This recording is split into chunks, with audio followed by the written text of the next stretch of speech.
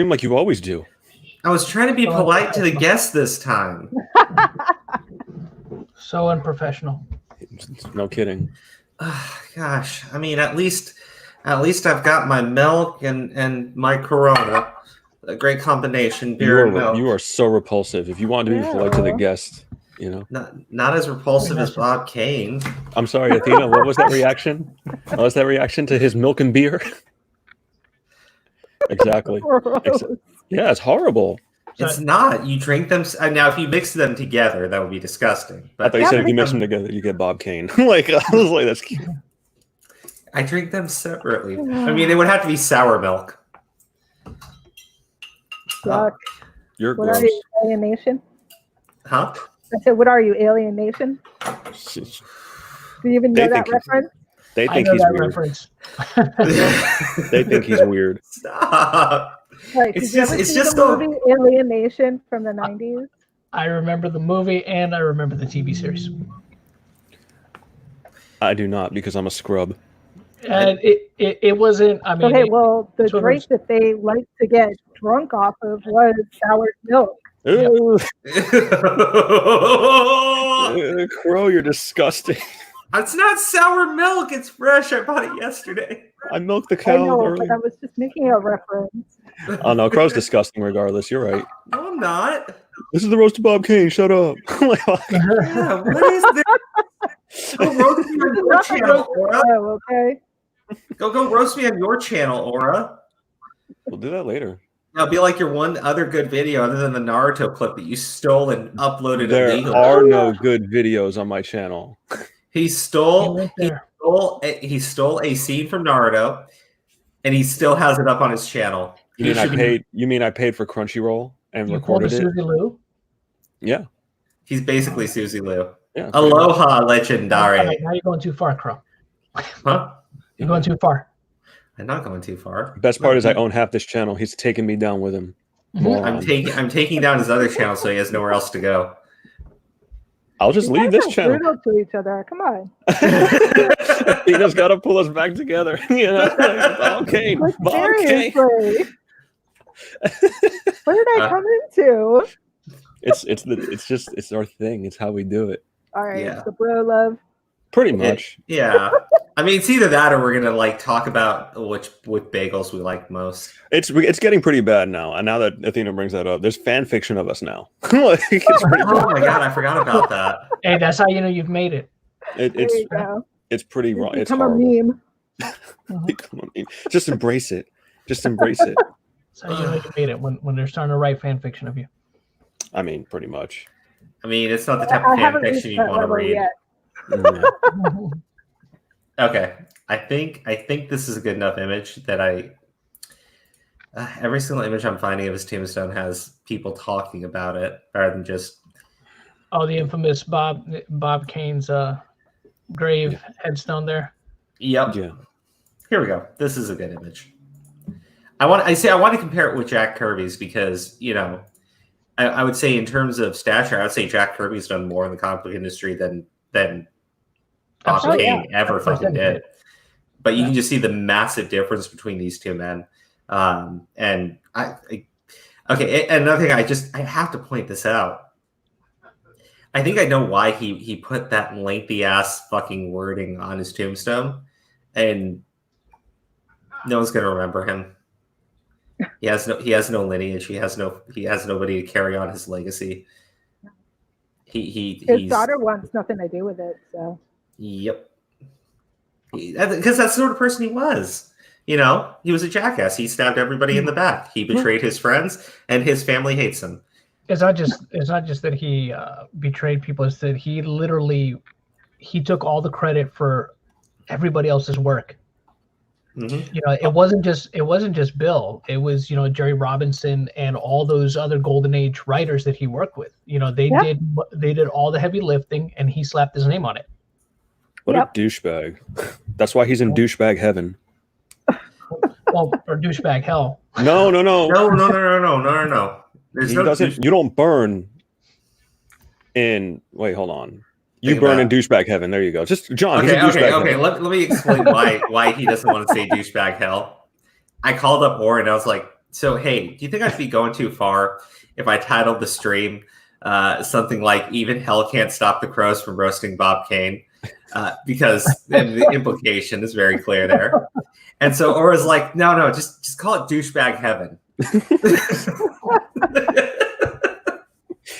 He's in Douchebag Heaven. Getting roasted. Okay.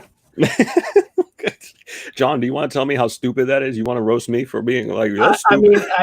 mean, I saw it and I was just kind of like, all right. I mean, wouldn't it just be hell? That's exactly why. And look, I don't know the kind of person Bob Kane was outside of what his business was, but if his business practices were any indication of the kind of person he was, or reflective of the kind of person he was, then he was probably a little bit of a snake. But hard to say that for sure. But at least in terms of his business, yeah, he was absolutely 100% a snake. You know, that much I think anybody can agree with, just seeing the everything he did, right? I mean, leaving people out in the cold. Like I said, taking credit for stuff that he didn't really do. The only real claim to fame that he has is just coming up with the name and the idea of there being a Batman character, but that's pretty much where it stops. Yeah. You know, at least from all accounts, from what's been reported by people that were around in that era that attested as much, right? And even people that came after that, right? They were part of the generation after that first golden age of comic writers, can attest to the fact that, yeah, everybody knew it. Everybody knew that Bob Kane had pretty much taken sole credit when everybody knew that it was not that way, Yeah. So it's just, it's a shame. But and again, like, he's got nobody willing to defend him on any real level. The nicest thing you can say about the guy is, well, yes, he came up with the name for Batman. Yeah, that's pretty much it. The idea of there being a Batman, but he was completely out of his element, because apparently he wasn't that kind of a writer. He was a funny page writer. You know what I mean? So he hadn't stepped into the whole thing of doing, the comic book hero thing was something that he saw Siegel and Schuster do. And he was like, oh, that looks like a good idea. Maybe I can do that too. But again, he came up with the idea for the name and a character Batman, but he's like, oh shit, I don't know what else to do. So actually, I have it pulled up on screen. This is Bob Kane's idea for Batman. It's fucking repulsive. Well, first of all, it's a swiped image from another superhero comic, because they all swiped images from each other. So he basically traced over another image that gave that pose, and then added the stiff wings and the rest of the stuff there that didn't quite work. So the image that failed, he couldn't even make that. I think actually references he's not that really here. an artist. I mean, even his clown paintings were done by ghost artists. Oh my god! And when he appeared on his TV show and Stanley's interview, the sketches that he would do of Batman were all pre-drawn, and he would just trace over it. So, I mean, he really wasn't an artist. Well, I mean, the best part is this is his original concept for a Batman character, right?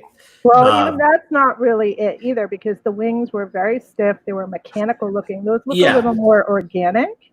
Well, yeah, this is. I don't have the original image. This is what his idea. This is what his idea was. Yeah, so. This is what his idea was, right? Yeah. A red and black Union jumpsuit, and a domino mask. Yep. And this has been touched up. This has actually been touched up, so it's actually worse. Yeah. So the red and black design, wasn't that like, what is it, Robin, the Jason Todd Robin, or one of them? Sorry, that look for Batman looks like a bad porno character. It does. No, it does. And I was like, what is he? He takes other people's paintings and stuff like that, right? Could you imagine? Well, I don't think the time period fits correctly, but if like he took one of John Wayne Gacy's like paintings of a clown and stole that shit, like, oh my god. Again, he didn't do anything original. He always had other people do it. John Wayne Gacy takes him to court for like copyright. Oh my god, it'd be insane. Holy shit. That would have been hilarious. Oh my goodness. That's just saying he stole from a serial killer. Anyway, Seriously, if he was around today, his idea for Joker would literally be Pennywise the Clown, be an interdimensional fucking creature. That's a good idea. Probably. I'd be ashamed if somebody stole it. this is your artwork. Original the character, do not steal. It's fucking Bob Kane's. Like, it should put that on his gravestone too. Like, okay. So this is something I wanted to show because Jack Kirby is a legend, right? Everybody in comic books knows who Jack Kirby is. Everybody who's read a comic book should know who Jack Kirby is.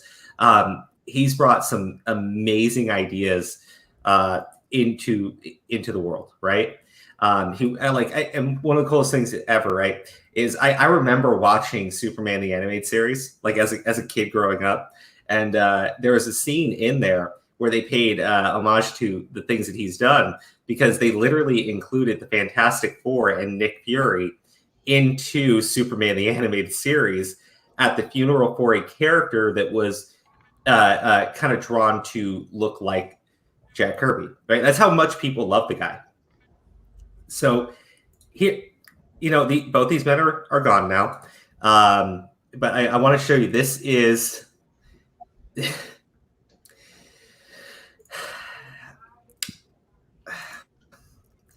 there you go.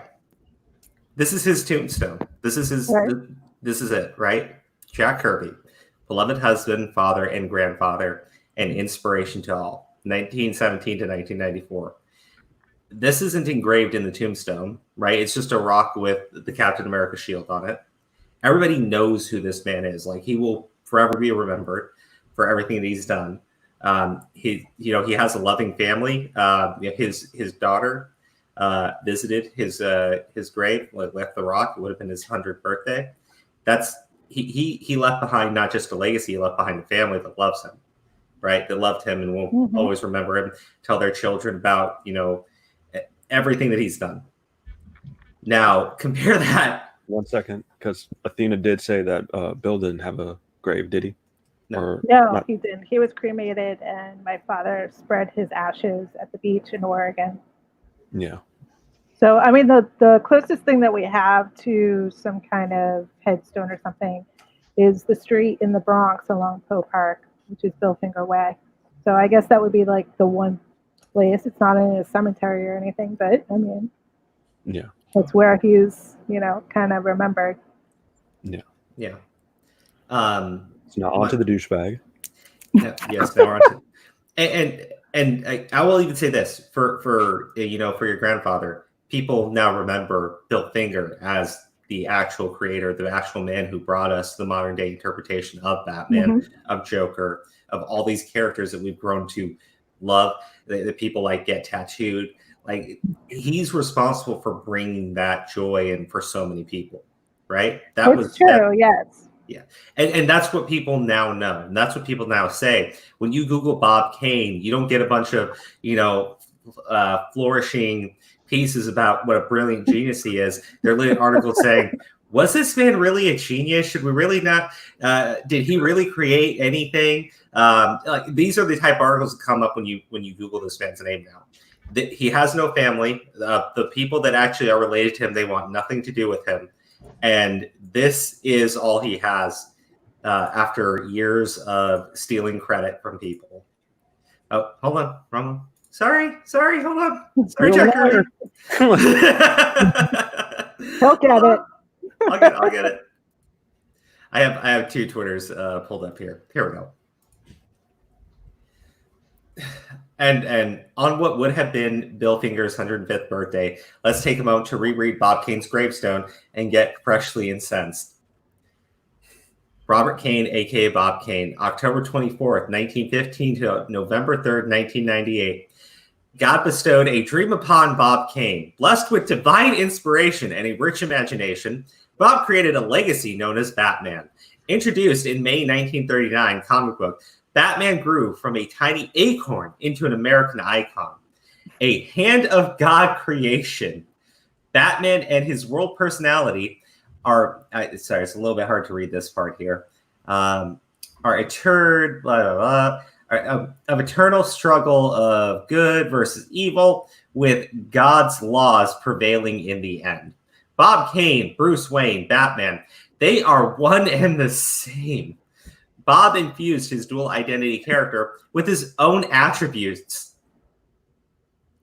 I kind of want to puke right now. Goodness. Is it from the tombstone or from the milk and beer? Like, I don't know, man. I haven't even opened up I haven't drinking from the beer yet, so it's definitely the tombstone doing this to me. It's hard to read this part because it's like literally repeating someone's bullshit. Goodness, kindness, compassion, sensitivity, generosity, intelligence, integrity, courage, purity of spirit, a love of all mankind are all things you would never say about Bob Kane in a serious sentence. Batman is known as the Dark Knight, but through his deeds, he walks in the light of a higher power, as did his creator, Bob Kane. I often wonder what happens when you do pass away and you're at the pearly gates and everything, or whatever you believe happens, right? Can you just imagine Bob Kane getting to that moment and God like goes right up to him and says, "What the fuck are you saying about me? We ain't friends." you don't know anything about me. You're a liar. You're a thief and a liar. Pours the milk and the beer in his face. That says him a douchebag heaven. I just, again, right? The thing is, Bob Kane stole credit, right? He died stealing credit. He died only one time, I think, actually acknowledging the work that Bill Finger actually did. Right? He died being a liar. He died being a scheming liar, backstabbing liar. He chose fame over friendship. Yep. Go ahead. Yep. He chose money over friendship. Mm-hmm. Yep. And to this day, that's all that remains of all of it. It is storming where I'm at. If I lose power, don't freak out. I'll freak out. I'll cry. You'll be all right. But that's all that's left of that man's legacy. It's a tombstone that he wrote for himself. Yep. That's sad. That's fucking sad. They probably took it off of somebody else's tombstone, to be fair. Can you copyright a tombstone? Or somebody else wrote it for him and he took credit for it. Yeah, the last thing he did in his life was hire a ghostwriter to write that out for him. It was an original. He stole it. He stole that shit. Fucking Rosetta Stone. Anyway, what was it? I was gonna, while you were reading that, I was looking for sad copyright-free music to play in the background, and I couldn't find it in time. So it's all right. I was looking for Mad World. I was just gonna sing it. All around me are familiar face, but missed opportunity. Honestly, there's only one type of appropriate music for this man. I'll pull it up. Athena. Yes. Thoughts on his tombstone and his narration, specifically about the attributes he's credited himself with. Okay, so the first time I ever saw it, I thought I was going to puke on it. I was like, really? I mean, the ego and the cojones of this person to say that he is Batman. What? He had no respect in the industry whatsoever. None. He was not liked. So how can he even like try to pull this off? I mean, it was like he was trying to solidify that he really was an asshole. I mean, people know the truth, so I mean, it's just like, wow.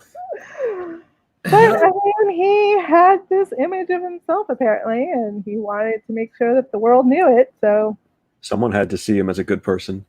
Yeah, himself. Yeah. Yep. I think given his history, people should check in to see if he stole that like whole thing from somebody. He probably stole that. Could you imagine if he took it like from Buddha or from Gandhi? That's Gandhi's tombstone that he just stole from. He just replaced it with Batman. I'm like, okay. I would. Oh, I found the best music for his grave. Pray tell, what the hell could you have chosen? Yeah. It's kazoo music because the man is a clown. Is that Halo music? Yeah, that's the Halo theme on kazoos. Oh, jeez.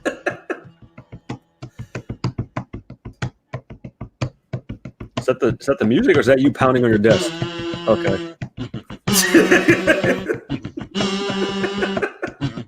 Oh my god. The one, the only, Bob Kane, Batman, Bruce Wayne, asshole, Bob Kane. Like, okay, all right, turn that shit off. I'm losing my mind. Wow. Goodness gracious. Okay. Hold I on. don't know which one was more torturous, that or the fucking I think that's the music that played as he was taking that long trip downwards. Just kazoos. with the long trip to douchebag heaven. Like, is that what, you know what I think they should do? I think they should get a narrator like Morgan Freeman to read that whole synopsis of the Tombstone, to play that music, and in Guantanamo Bay they take the terrorists, tie them to a chair, and they hear nothing but that until they get answers. Oh my god, that's horrible. Fucking hell, man. No. That's dark. No, that's like cruelty. That would go against NATO and every other human. Yeah, it goes against NATO, the Geneva Convention. That's all he's yelling. He's not even getting there. The Geneva Convention. He's like, waterboard me. Anything else? Goodness. Yes, exactly. I mean, at least that's all they have to listen to. They don't have to actually read his fucking autobiography. He has an autobiography? Yeah, the autobiography. Yeah, the autobiography is actually where he kind of, finally admitted to build. His ghostwriter forced him to do that. Yes. Tom Andrea. He didn't even write his autobiography. Yes. Well, the ghostwriter helped him write it. I like the Giant Circle of Hell. No, before that. Okay. See, that's something I didn't know beforehand was that the guy who helped him co-write the book or ghostwrite the book for him made him actually confess. Mm-hmm. Convinced BLM that Bob Kane was racist.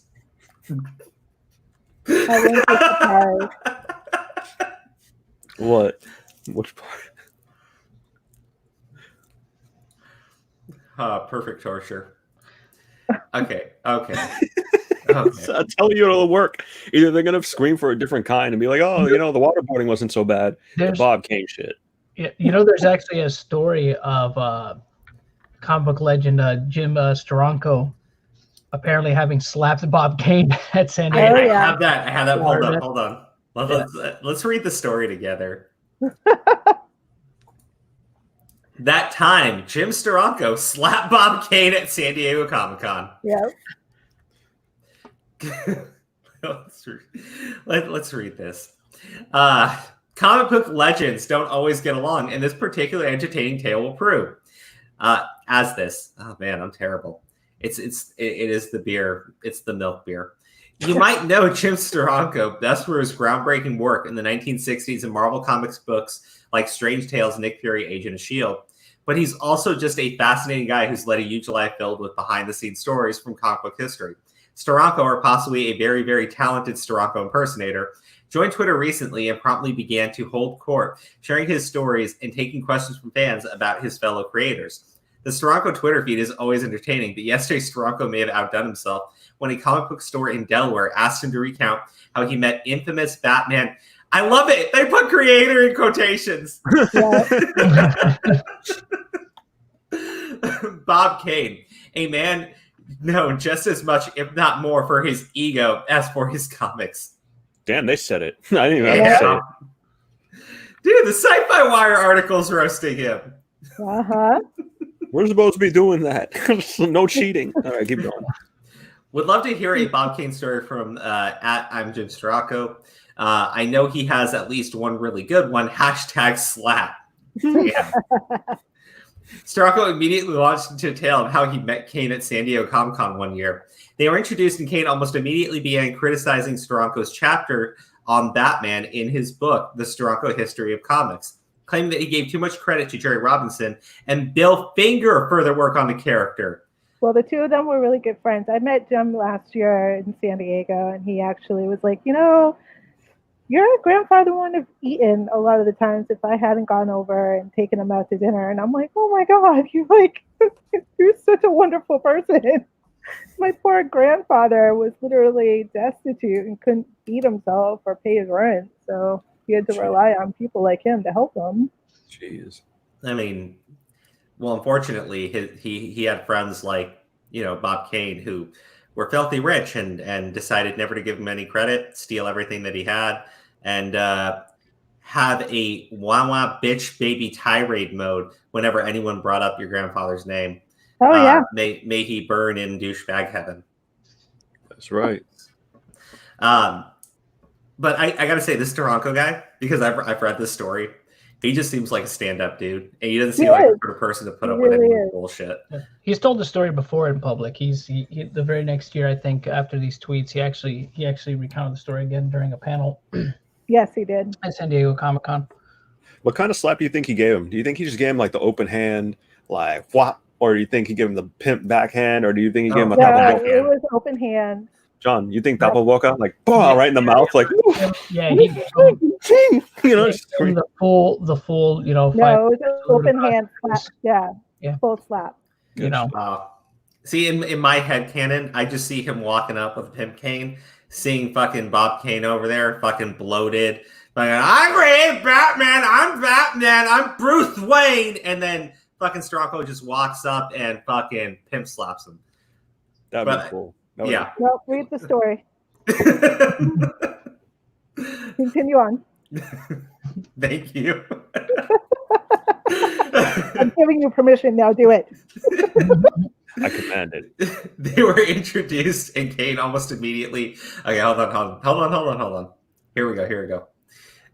So that's where I broke off.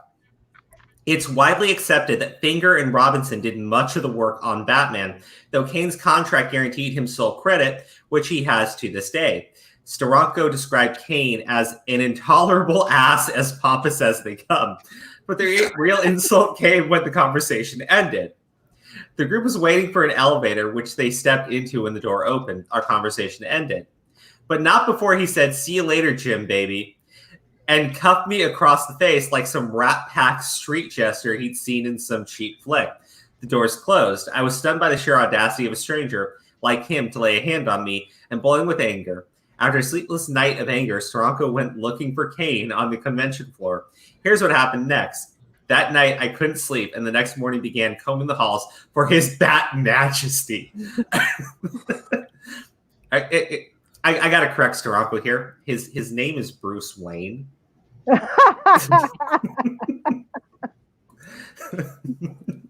Around noon, I found him in another group, which I walked into. "Good to see you, Bob, baby," I said, then bitch slapped him across the face.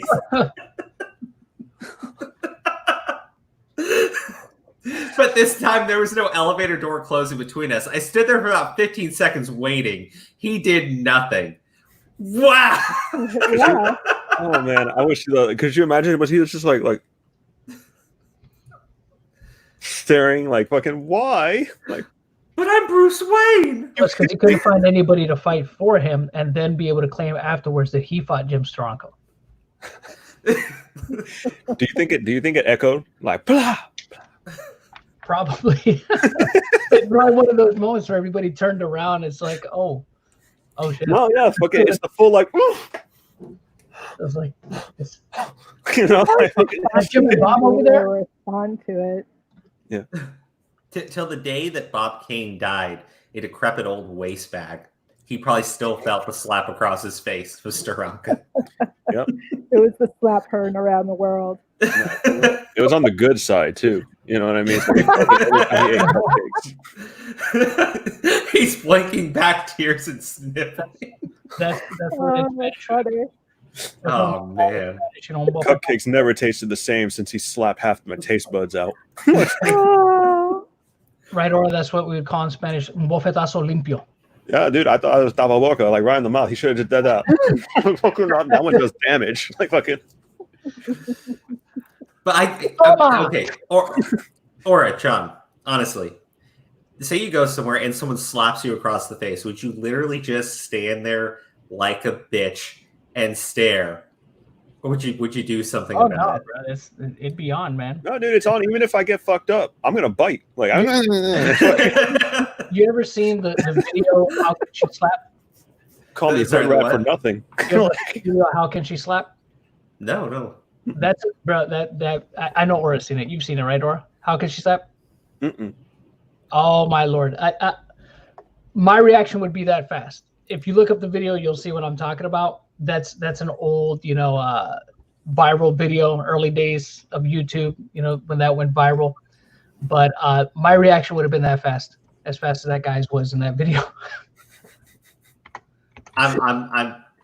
How can she slap? How can she slap? Yeah, that's internet. Oh, okay. I see what you're saying. Yeah. Watch a bunch of raunchy shit pop up, John. You're setting us up, are you? Oh no. Oh, I think I. Oh, Nicki Minaj music video, like. oh my God! No way. This is what you would do? It would be that fast. It would be that fast. Toy buying house just gonna shoot him. Like, I don't know. Usually when that happens, when there's like no interaction before it, the person's so shocked that just happened that they don't really register, and then they don't have time to respond. No. But he says he stood there for 15 seconds waiting for a reaction. you hit Bruce Wayne. He stood there for 15 seconds. He gave Bob Kane plenty of time to fucking recover his delicate sensibilities, and the man stood there like a bitch. And he just let the guys walk off. Probably like somebody slapped him. Like, how dare? What?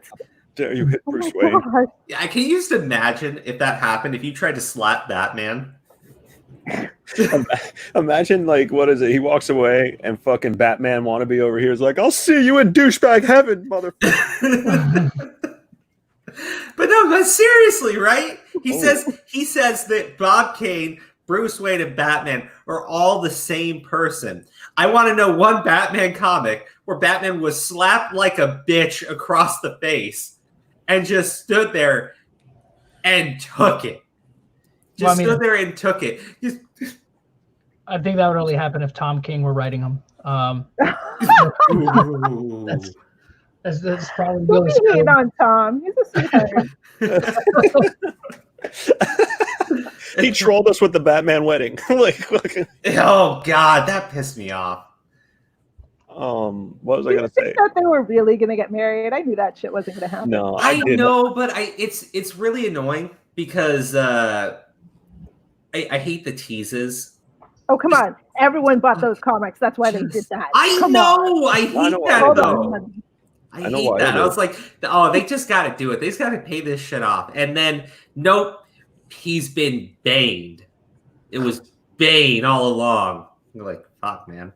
I sent Crow actually a graphic for this particular stream, and it was when we were talking about douchebag heaven.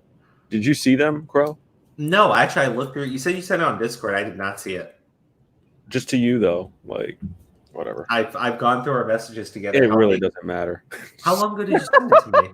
No, it doesn't matter. Like last night, long ago, bro. Okay, hold on. So long ago. Oh my goodness. Less than They 24 probably hours failed. ago. They probably failed. No, it didn't go through. Probably failed. It's like, oh, you can't make fun of douchebag heaven. You can't do that. It's We'll pull it up and we'll share your screen and show everybody. All right, give me a second. It's I'm not. It's on my phone. That's why. It's a the total pocket child computer. friendly image of what Bob Kane is doing these days. Oh, there it is. This is the one. Just keep going. I'll send it to you. I'll let you know when it gets through. Okay. All right. So let's see here. Do you have any pictures of like his artwork, the lithographs he did, or the clown paintings that he did? That he stole from John Wayne Gacy. No, I'm kidding. That's not true. That he had someone else do. Even the lithographs someone else did. Jeez. Y'all ever seen that movie, Chasing Amy, where the one character, Jason Lee's character, he gets triggered whenever they call him a tracer because he's an inker. It's like, oh, so you're a tracer. and he gets really pissed. And then here we have Bob Kane, who actually was a legit trader. Well, I mean, a lot of the people in the industry back in the day, they call it swiping. So if you saw a particular pose that you liked, and you would just draw that particular pose the same way, you trace over it and turn it into your character. That was actually really common that they would do that. And they call it swiping. It's just borrowing the image and making it something else. Crow, it went through, by the way. Just saying. Not to defend that. No. Here, but that is something that a lot of the artists did in the industry back in the day. Yeah. Was it to save time? Yes. Okay, yeah. Yes. And then some of them just weren't very talented. Like Bob Kane, you know? Ouch. That's okay. I think the thing I sent you is a little worse. So it's not that. It's douchebag. It's douchebag heaven. Where's Crow? What Crow did himself? He left us. Crow. And the thing is, like, he has full control, so I can't do it. Oh, You know what I mean? He's the leader of the pack, you mean? Oh my God, or that was so bad it crashed my Google Chrome. Oops. Yeah. It played like Google Chrome crashed. It was like, oh God, it's the Revenge of Bob Kane. Yeah, for real. I'll douchebag heaven you. Like, okay. Okay, all right. Let me show you Aura's brilliant work here. It's like really dumb, really. That's beautiful, is what it is. Here. It's okay. Nothing bad is here. There you go.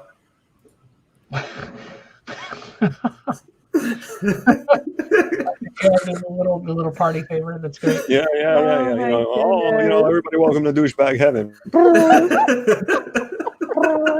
Yeah. He's having a one-man party over there. Yeah.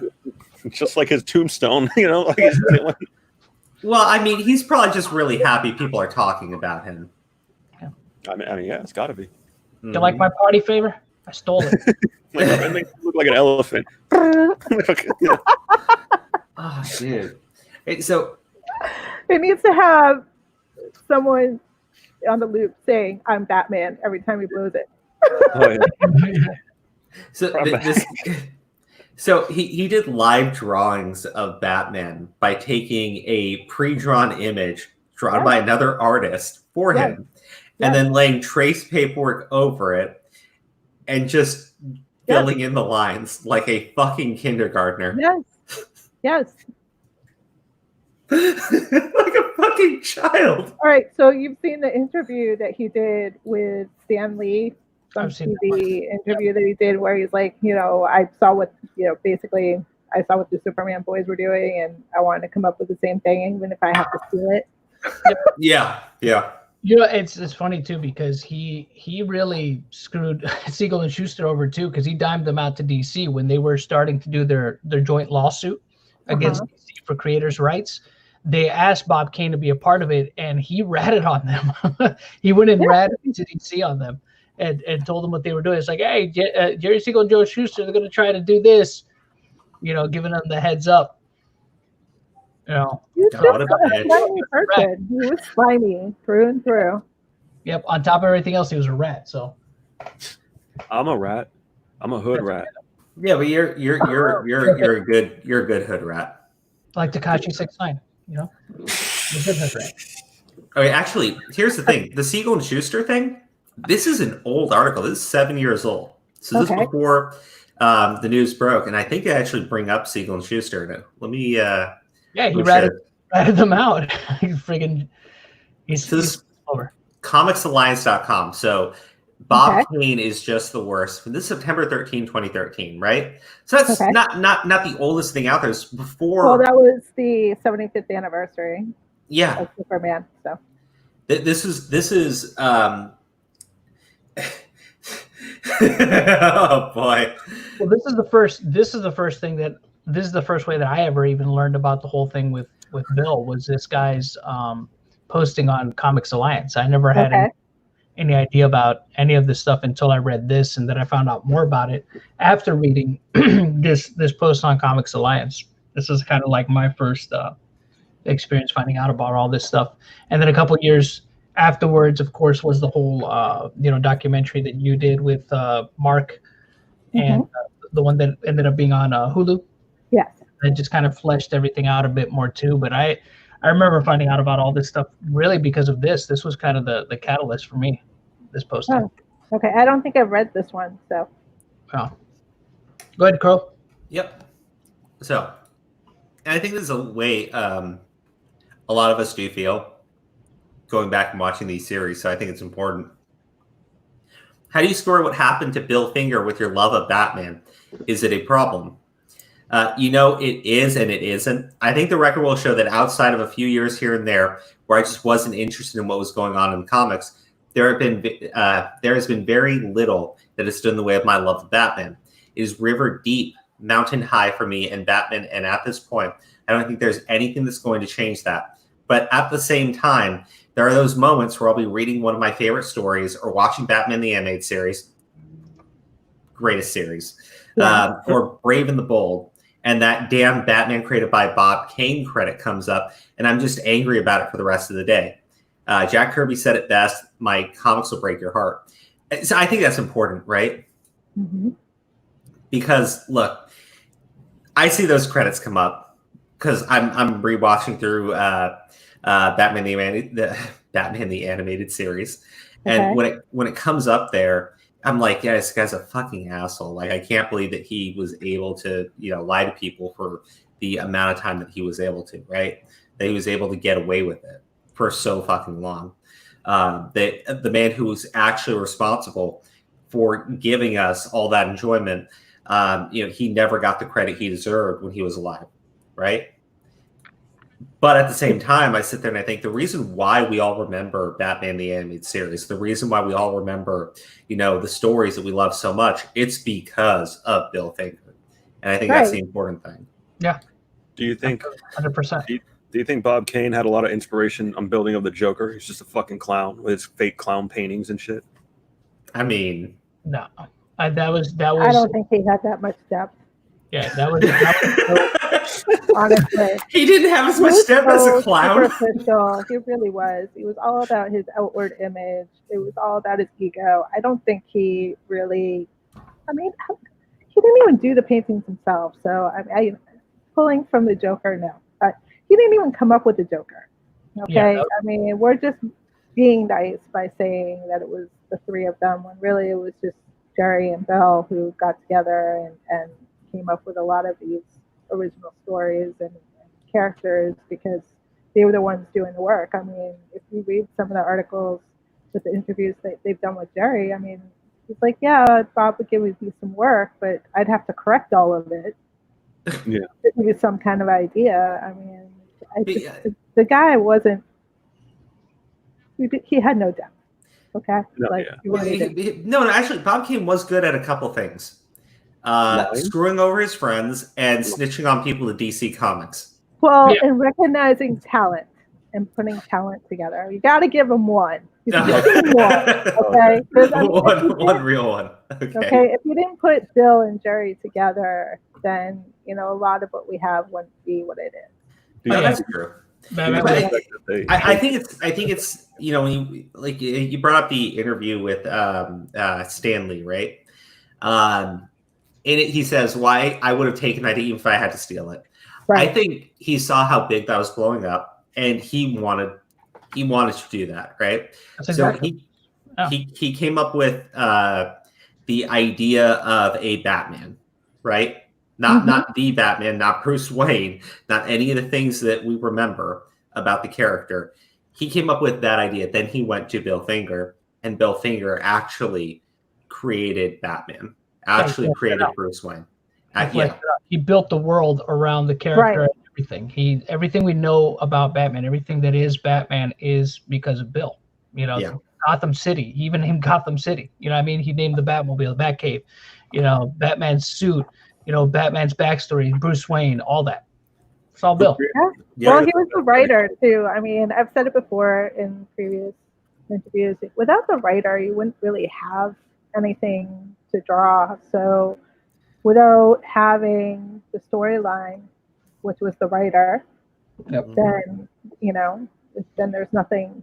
There's no comic. It's just a picture book where somebody has to make up their own, storyline with it. So it makes sense that the writer is the one that really comes up with the mythos for these characters. And I think that people get fixated with the art and think that it is all about the art, but really, without the storyline, you wouldn't have the art to go along with it to tell the story. So, I mean, Bill really wanted to write, and he had a lot to write about, and he did extensive research, and he really put his whole heart into a lot of his work. So, I mean, it just makes sense that it would last this long. So. Yeah, what's crazy is around, I think it was in the 1960s when Comic Cons and stuff were starting to pop up. That's when people actually started to become aware of Bill, at least in the comic, at least from the comic book fan point of view. That's when people started to learn about him, and Bob Kane wasted no time to be like, no, he's lying. He didn't. Right. Well, Batman. He tried to discredit him. Started with that interview that he did. Started with the interview that Jerry Bales did with him, where he sent out that fan article to, because we didn't have internet and they didn't really have magazines or anything. So he basically had a mailing list that he typed up this interview that he did with Bill to tell the story and sent it around.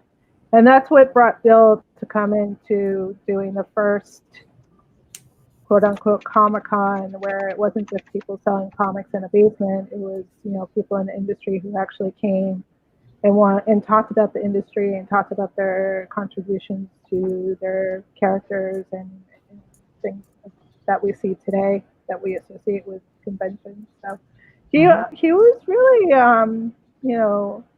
one of the founding fathers for a lot of what we have in the comic culture now. And I know that Bob would like to say that he had something to do with that, but actually, I think I have a video of Bob Kane's creative process. Hold on, let me get this shared on the screen for everybody. Oh boy!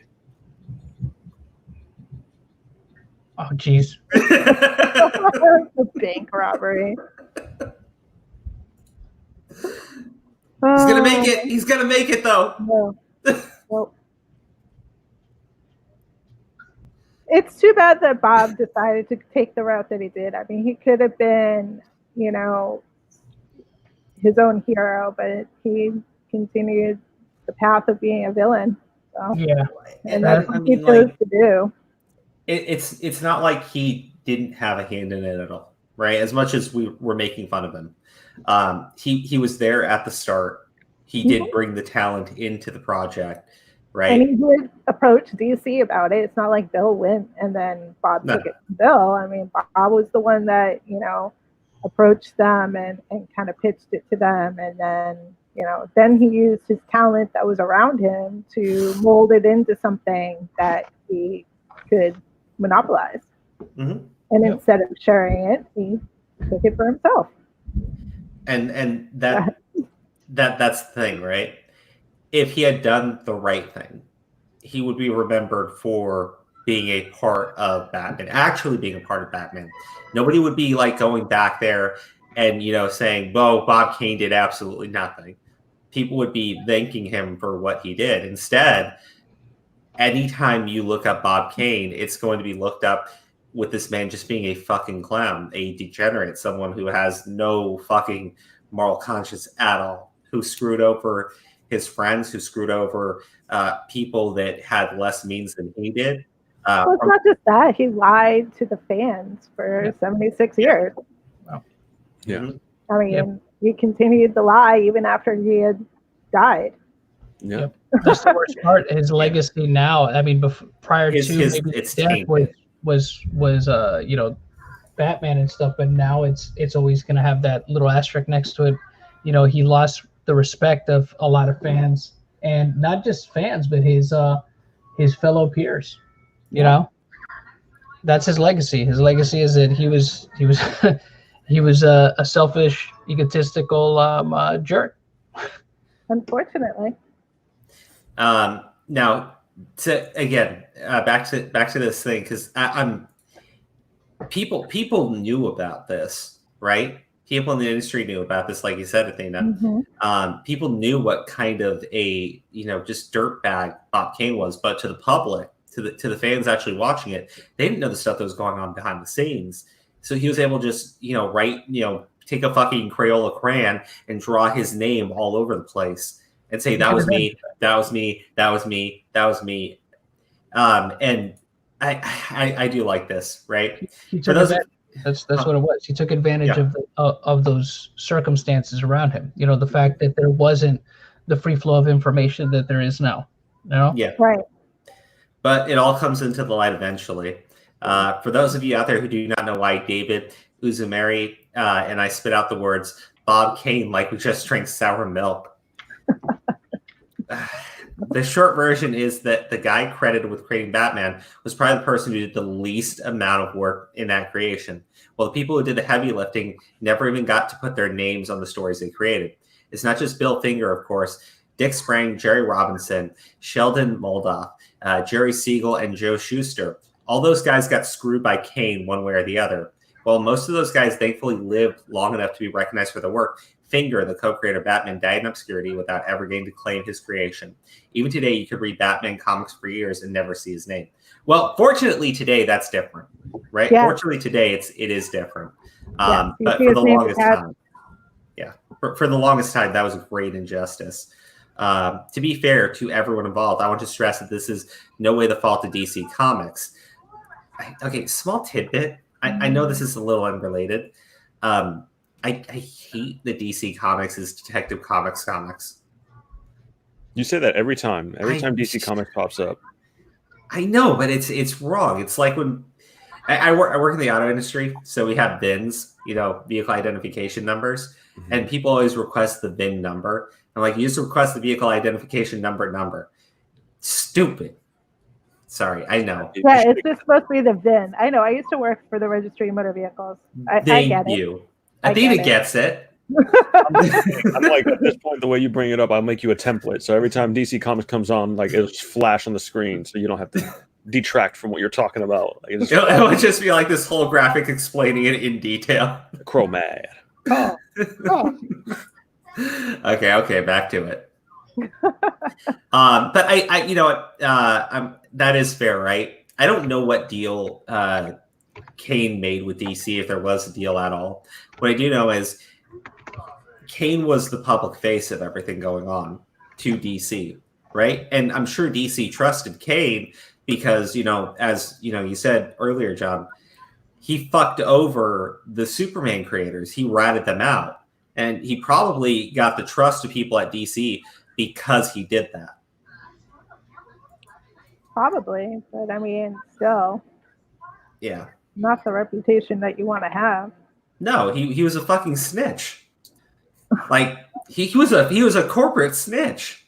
Like there's being a snitch and there's being a snitch who are corporate. Like there's certain levels of scumbaggery, and this man has reached the peak. Well, he was a snitch for his own benefit, because think about if that lawsuit had gone through, right? That one could argue that probably would have exposed him, right? Had Jerry Siegel and Joe Shuster's having him involved in that probably would have brought to light the stuff with Bill as well. That probably would have come out during that. So he was a snitch for the sake of self-preservation.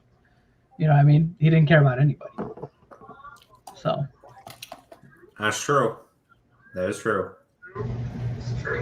Which is still wrong, of course. I'm not justifying that. That's in no way a defense of Bob Kane. It just goes to show that dude just really he didn't care about anybody else but himself. Snitches get stitches, Crow. Well, technically, when you die, they have to stitch up your corpse. So, if there is a corpse, he did get stitches. If you're not cremated. True. Well, so Kane got stitches, and he was a snitch. So technically, Kurogani has said a factual thing. Good job, Kurogani. Okay, look, Bob Kane is a fucking thief, right? He really is. And you know what? Athena that was is the the article you were nicest reading. person. Oh no, Athena is the nicest person on the stream, right? Because Athena is actually willing to Aw, say man. something nice about this man, right? Who's the worst one? Huh? Who's the worst one? Me. You liar! You fucking liar! Like, if it's because you drink beer and milk, then that's why. That would be one. No, Aura is the worst one. Athena is the nice one. Because you said something factual. It's true. He did have a talent for recognizing other people's talent, which, in terms of skill sets, Well, I mean, it's kind of important. I mean, yes, I know that we're roasting Bob here, but you have to recognize the fact that he was able to facilitate a place for this character to grow and to become something bigger than him by recognizing, one, that he had this extremely talented writer, and two, that he had this young artist who was going to set the foundation of this character. Because, I mean, Jerry only worked on it for a few years in the beginning, and then it went on to other artists, many, many artists after him. So, not being able to facilitate that beginning, we wouldn't have it. So, I mean, yes, he was a scumbag, but at the same time, he was a shrewd scumbag. Yeah, but I mean, he had this ability to recognize that this was something that could potentially be really good, and that could be, something that's lucrative for him, and pay these people some fee for their work.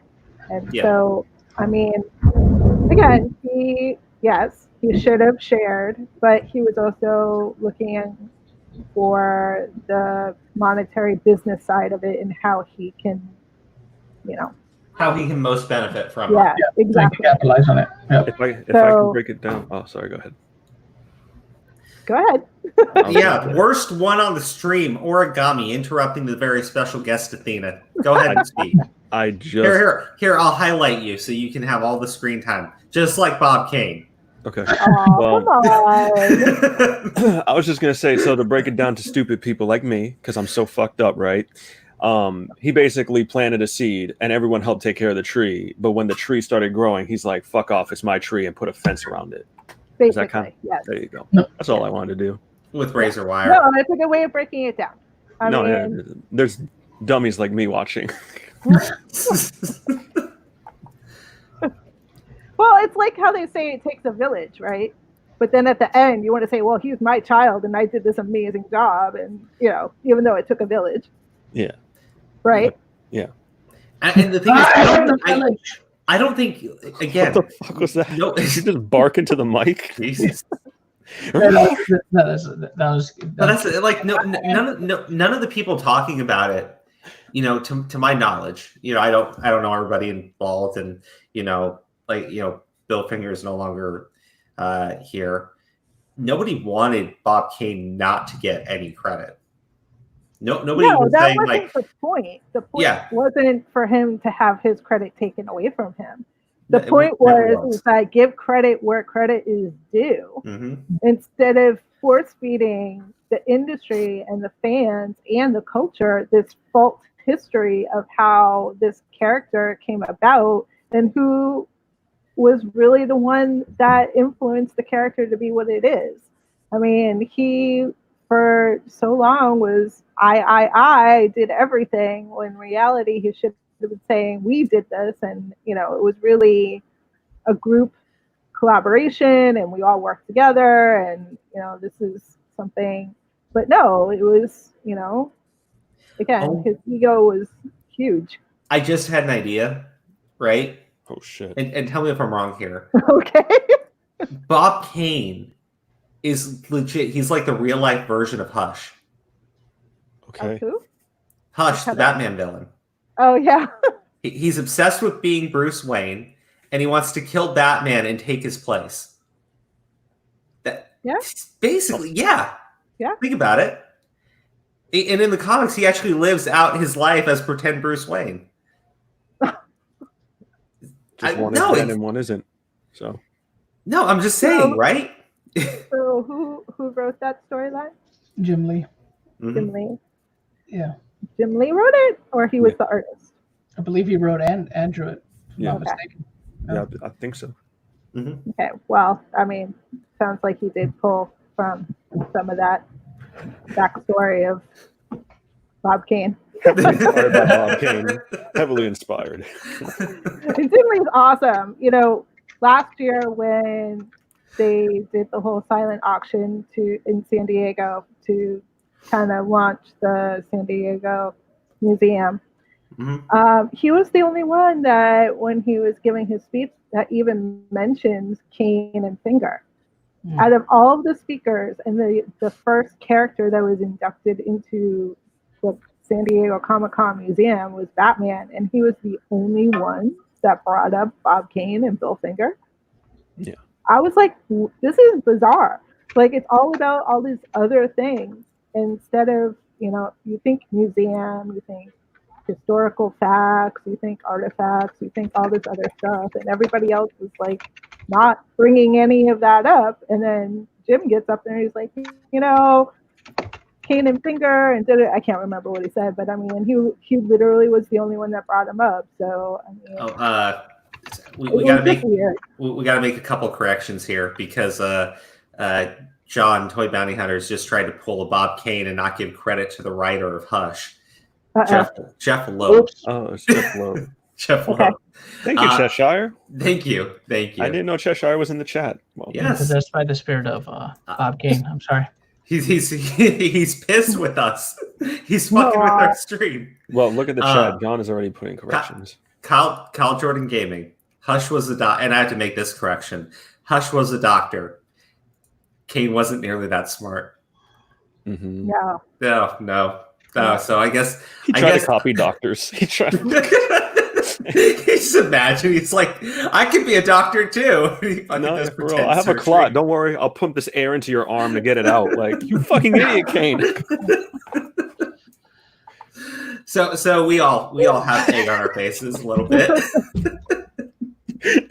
Sorry, go ahead.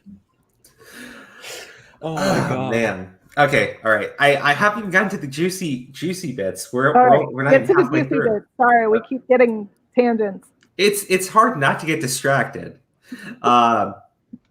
Squirrel. Okay, so thanks to Kane's contract. Okay, and the main reason for that, judging by reports from most of the people concerned, is that Finger was a great writer, but an awful businessman, and Kane was a moderately talented artist who happened to be an evil genius. Damn. There are plenty of examples, but the best one, aside from the infamous clown painting story, I am clicking on that, might be the one about how Siegel and Schuster tried to get the rights to Superman back from DC, as recounted in Fred Van Lente and Ryan Dunlavi's comic book comics.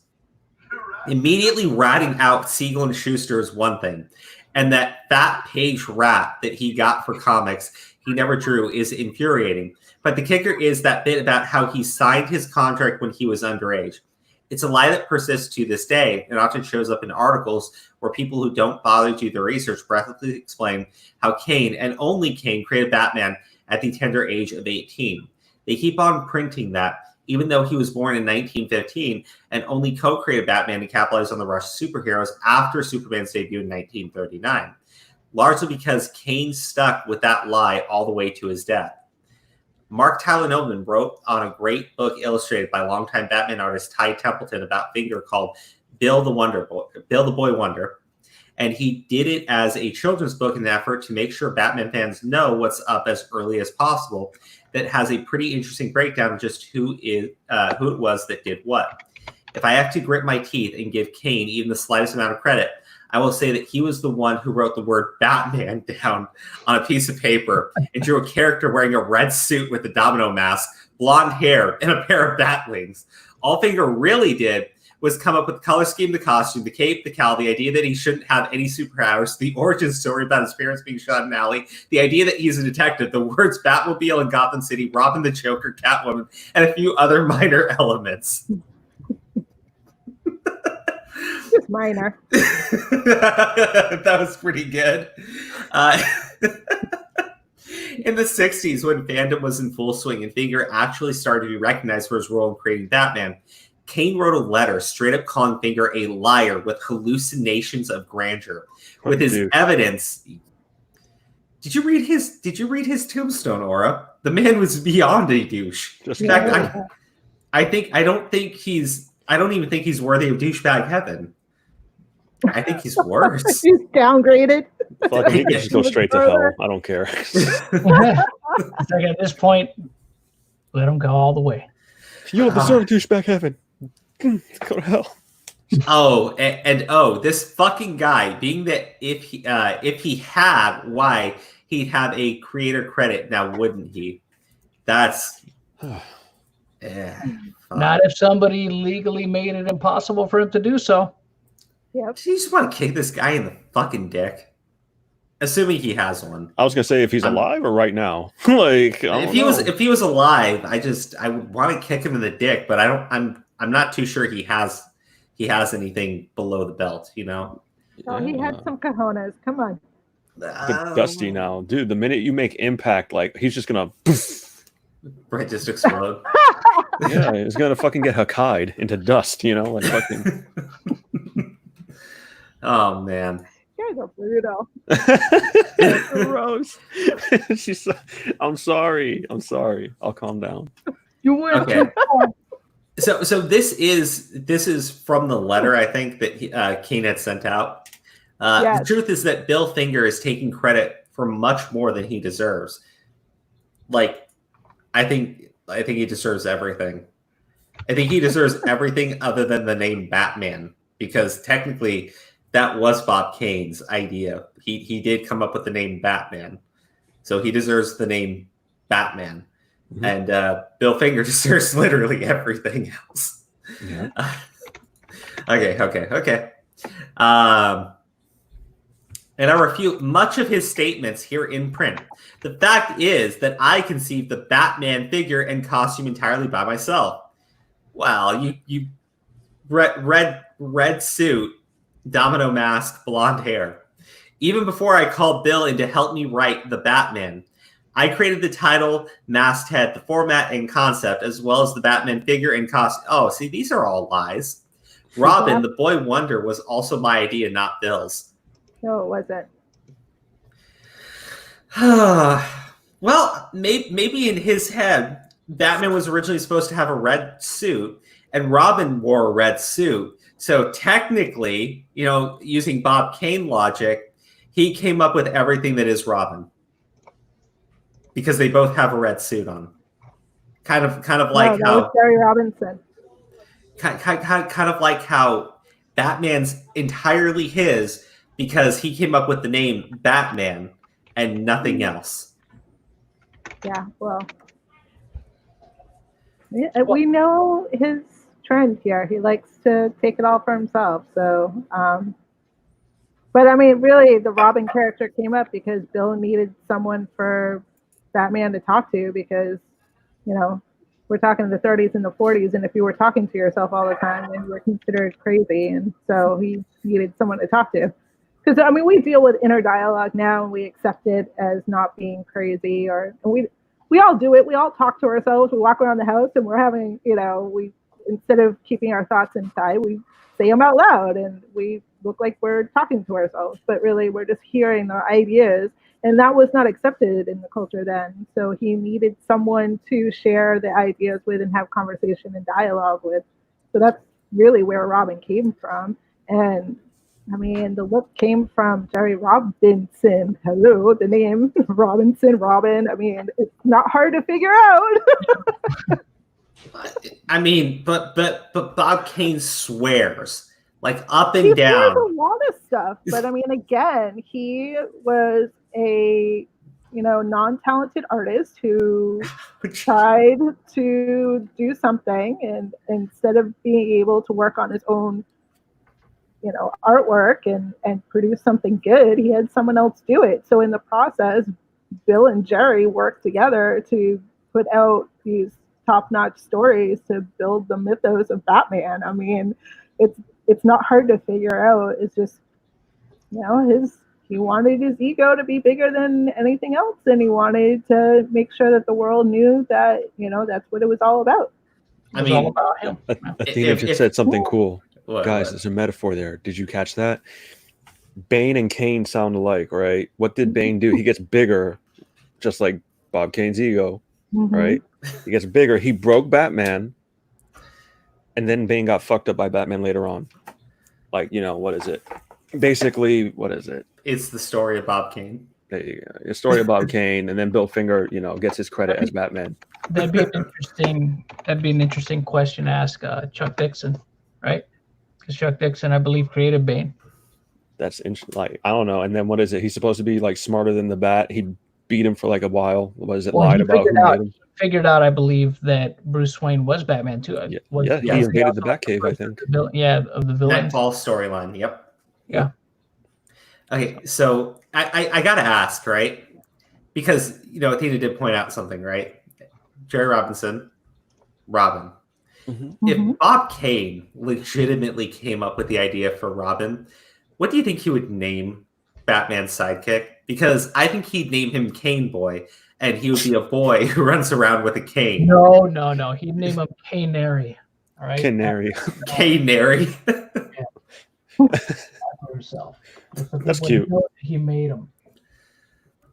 That's cute. I digs it. Or what do you think? What he would name him? Again, that might be too creative. No, I kind of like John's idea. I don't think I could top it. Athena, what about you? What do you think? Yeah, I don't know. I mean, I'm sure he would try to fit it in to be something homage to himself in some way. Okay. Well, I'm going to change my answer because John's is way better. Why dude? You should just gave up.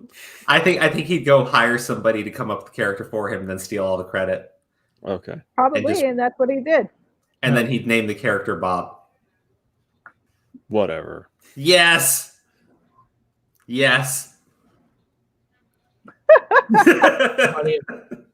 Whatever. Bob Grayson of the Flying Canesons. It doesn't make sense, Bob. Yeah, it doesn't make sense, Bob. Why did they do acrobats? It makes sense. Why did acrobats come to New York? Because everybody needs the circus. Like, okay. Okay. All right. I mean, look, we know for sure that that Robin couldn't come from Bob Kane because Bob Kane didn't have the talent to come up with a storyline like that. No. He was not a writer. Mm-mm. He never claimed it. Well, he claimed to be a writer, but I mean, in the beginning, he needed a writer, and that's why he hired my grandfather to do the writing for Rusty and his pals and a couple other strips that they did together before Batman. So, I mean, again, without the writer, what the hell are you doing? Well, I mean, he was such a talented writer, he had to hire a ghostwriter to do his autobiography because apparently he couldn't even tell the story of himself. And be honest. The ghostwriter had to force it out of him. Oh, yeah. That's the best part. That's the interesting. Like, how did that come up? I just want to ask Athena real quick. How did that come about? The writer of the book, how did he get him to confess all that? I had heard that it was because that was one of the conditions, I guess, for him writing the book was. But how did he even? Was that stuff that the writer had talked to people about in the industry beforehand, that they had told him, hey, look, this is the real deal with Bob Kane, and he just confronted him with it and was like, yo, tell the truth? Or well, I mean, Tom spent a lot of time interviewing him, and so when he was talking about the beginning, and he kind of fudged that part, Tom said, if you're gonna put out a book about your life and about Batman. You kind of need to tell the truth. You can't lie about what happened. So let's give Bill the true part of your history, because you're basically lying about your history now. So if you want to put out an autobiography about your life, you gotta include this part. And so maybe he didn't tell me specifically if it was part of him taking on the project or not, but he was like, you have to be honest. You have to tell the truth about what Bill did, basically. And so he got him to, speak more truth about the beginning. It's interesting. He still has those tapes, right? Tom does? Because I believe so. Oh man, I would love. You got to tell me, release the tapes, man. Do it. Well, some of it is in the documentary. Yeah, I did hear something. There is that little snippet where he says that Bill did, have 50 to 75% involvement in the creation of the Batman. And those were his words. He can't take those back. Those are there forever.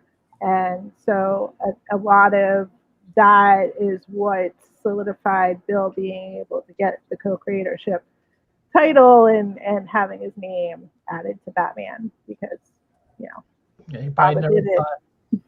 he admitted the truth finally. Yeah. He probably never thought anybody was going to find out. Nobody will ever hear these tapes. Joke's on you. If you don't tell the truth, I'm going to put in like 7 fake facts in there about you. Like you was a furry, and you don't want that, do you? So, I think it was more just like not pleading, but like kind of coaxing him into, come on, you're writing a book about your life. Let's do the right, let's do the story right, and the right thing. Yeah, definitely. I'm being a clown. I think that was more. I think he had to be manipulated more than anything else. Yeah. And I don't think Tom really wants to focus on the part that he had to kind of manipulate this guy to tell the truth about his life. Yeah. Oh my God. And just kind of really kept it more as a conversation. Yeah. Kyle Jordan has been going off in the chat this entire time. Oh, okay. I got to read some of these comments because they're great. Wait, Dick Grayson. Dick, maybe Kane did create Robin. Oh God. Look at Athena's face. I didn't say that one either. It's my fault. I just read that. I was like, oh shit. No man has such a good enough memory to be a successful liar, but honesty is so inconvenient. Are there anywhere where he says something racist? Send it to BLM. They'll burn his grave. Oh gosh, no, I don't need to go that far. Dude. Kyle, I like Kyle, but Kyle gets really fucking dark. It's a roast. It is, but wow. The views expressed by me are in no way indicative of gross judgment at all. Kyle. He even posted a disclaimer. Did he really? That's his disclaimer. Yeah, that's awesome. No, yeah, Kyle Jordan's wild as hell, though. Yeah. He really is. There's sometimes I'm like, chill. Like, calm down. I disavow, of course. Yeah. That's my new line now, apparently. Did you know that? Like, apparently. No, what's the other one? Disavowing. I don't know. It doesn't matter. Go on. Okay. So I just want to be once we wrap up with this one, I have the clown painting story. The one that was told by Arnold on I think it was a panel that he was doing. But it took me a while to find it because you guys mentioned it. I haven't heard the clown painting story. And it's not easy to find. I don't think I've heard the complete story. I've just heard snippets of it. So okay. All right. Let's wrap up with this first article here. And we'll go right into that one. But this is the rest of the letter here. The only proof I need to back my statement is that if Bill co-authored and conceived the idea, either with me or before me, then he would most certainly have a byline on the strip along with my name, the same as Siegel and Schuster had as creators of Superman. Well, the only problem with that is Siegel and Schuster didn't have an issue where one of them was stabbing the other one in the back and stealing all the credit. But they were also unique. Most comics did not have two names attached to it. It was usually one person. It was usually the artist, not the writer. It was just kind of an industry norm. Yeah, I just, oh man, reading this comment, you do 100% understand why Bob Kane was openly slapped across the face at a convention. Yep. However, it remains obvious that my name appears on the strip alone, proving that I created the idea first and then called Bill in later after my publisher okayed my original creation. If any publisher okayed a man in a red jumpsuit, a domino mask, and literal fucking bat wings on their back, they should be fired. They should lose their job. What the fuck? I don't need to hear about how, oh, well, this is old-timey. That is ridiculous. That is stupid. How are you a creature of the night and you're wearing a bright red fucking costume? I would see that and I would laugh at you. I would assume that that's the Joker making fun of Batman. Oddly enough, in 1989, in the same book where he falsified the dates on some sketches to make it appear that, yeah, he did do that. Yes, he did. Yeah. He was a complete fraud. I forgot about that one. And it's actually been authenticated that it was done after the fact. And it was not predated. Well, the problem was, to my understanding, I saw the clip of the sketches themselves. It's a modern day drawing of Batman. He was drawn differently in the late 30s, early 40s. Drawn completely different. Yes. He used a modern day sketch of Batman and claimed that it was from 1934. Hey Tom, look at these sketches that I just drew last night. I mean, in 1934. I mean, like, you don't. I appreciate somebody went through the effort of authenticating it just to make it 100% for realsy certain. But the images were definitely not the way Batman was drawn back then, right? That was a real dumb move. Exactly. Like, you'd think there'd be consistency in a lie at least, right? I mean, yeah, what you're talking about, the most dishonest, disingenuous jackass on the planet. I drew a superhero in 1934 before superheroes even existed. Yeah. My superhero was the most super. All right, so Rodimus Supreme here says, I honestly want AT&T to buy DC out from Warner Brothers. Rodimus, do you not know that AT&T owns Warner Brothers? Yeah. Which in turn means they own DC? Just throwing that out there. Oh, so AT&T does own DC through Warner Brothers. Yeah, I mean, I think he would prefer it if AT&T owned them directly rather than owning them through Warner Brothers. Maybe that's what he meant. Because it's not like the same situation where you have Disney that directly owns Marvel. They own it as an asset of something else that they own. I mean, technically, AT&T can make whatever decision they want over DC Comics, though. They can, because they already have. I mean, I think that's why, like HBO Max is owned by AT&T as well, right? Yeah, and that's why we're getting the Justice League Snyder cut. Yep. Like AT&T is the one doing that. Like Warner Bros. Had full control. They would still be sitting there convinced that Suicide Squad was popular, Batman v Superman was a game-breaking movie, and the only reason why Justice League failed was because of Snyder Cut. I don't know. Yeah, Snyder Cut wasn't released. Snyder Cut's coming just out. A little more on that, Rodimus. I'm directing this to you because you are saying about the AT&T thing. So when they did the whole museum event last year for San Diego Comic-Con, Warner Brothers DC only wanted to put like a small amount of money into the event and just have one room with some catering and have a silent auction. AT&T stepped in and designated over $1 million for this event to have 3 floors of this building decorated with movie props, artwork that was for show and for auction. The bottom floor had a designer who did all of these unique dresses. And then in this other little area, they had every single Batman video game that's in existence where you could go in there and play it. They had a room with pinball machines. They had a room where you could do this like punch a bag and like screen would have words come up and you have a little video of you doing this. Like AT&T stepped in and made that event what it is. And they had several tiers to that event because it was a fundraiser to help the museum. But they had the private black tie, and then they had, another tier where you could buy less expensive tickets for it. And then at the end of the night, anybody could buy tickets to this event where they had a DJ and they had everybody come in and they had limited food and alcohol available. And it was like they made that event what it should have been versus what DC Warner Brothers was willing to put into it. So AT&T, I think, is going to try to step it up, especially since the printed comic industry is kind of taking a downslide.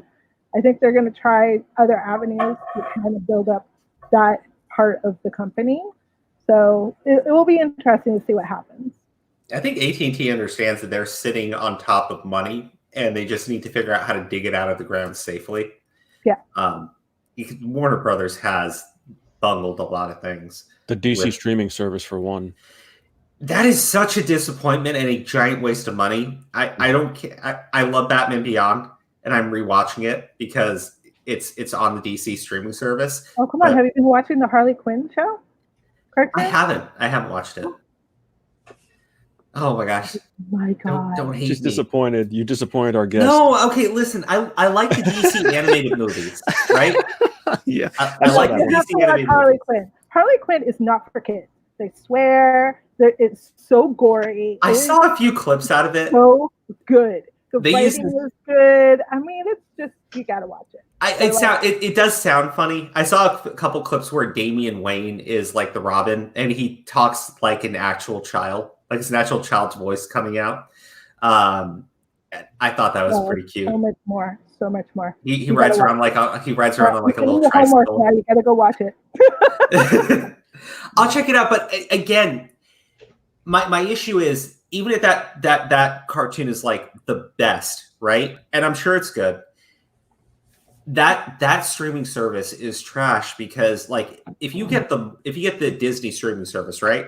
You get the entire back catalog of everything they've had, right? Movies, shows, everything. You get the DC streaming service, and no joke, you can't watch Justice League Unlimited. Yeah. Right? They don't have that on there. They don't have a huge chunk of their animated films, and it's really disappointing because like Batman Under the Red Hood is like one of my favorite Batman movies. Mm-hmm.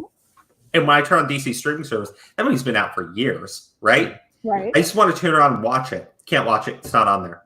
Yeah. That I just look at it and go like Batman Beyond Return of the Joker. I don't think that's on there either. Like Batman Beyond's on there, but Batman Beyond Return of the Joker is not on there. The Tim Burton Batmans aren't on there.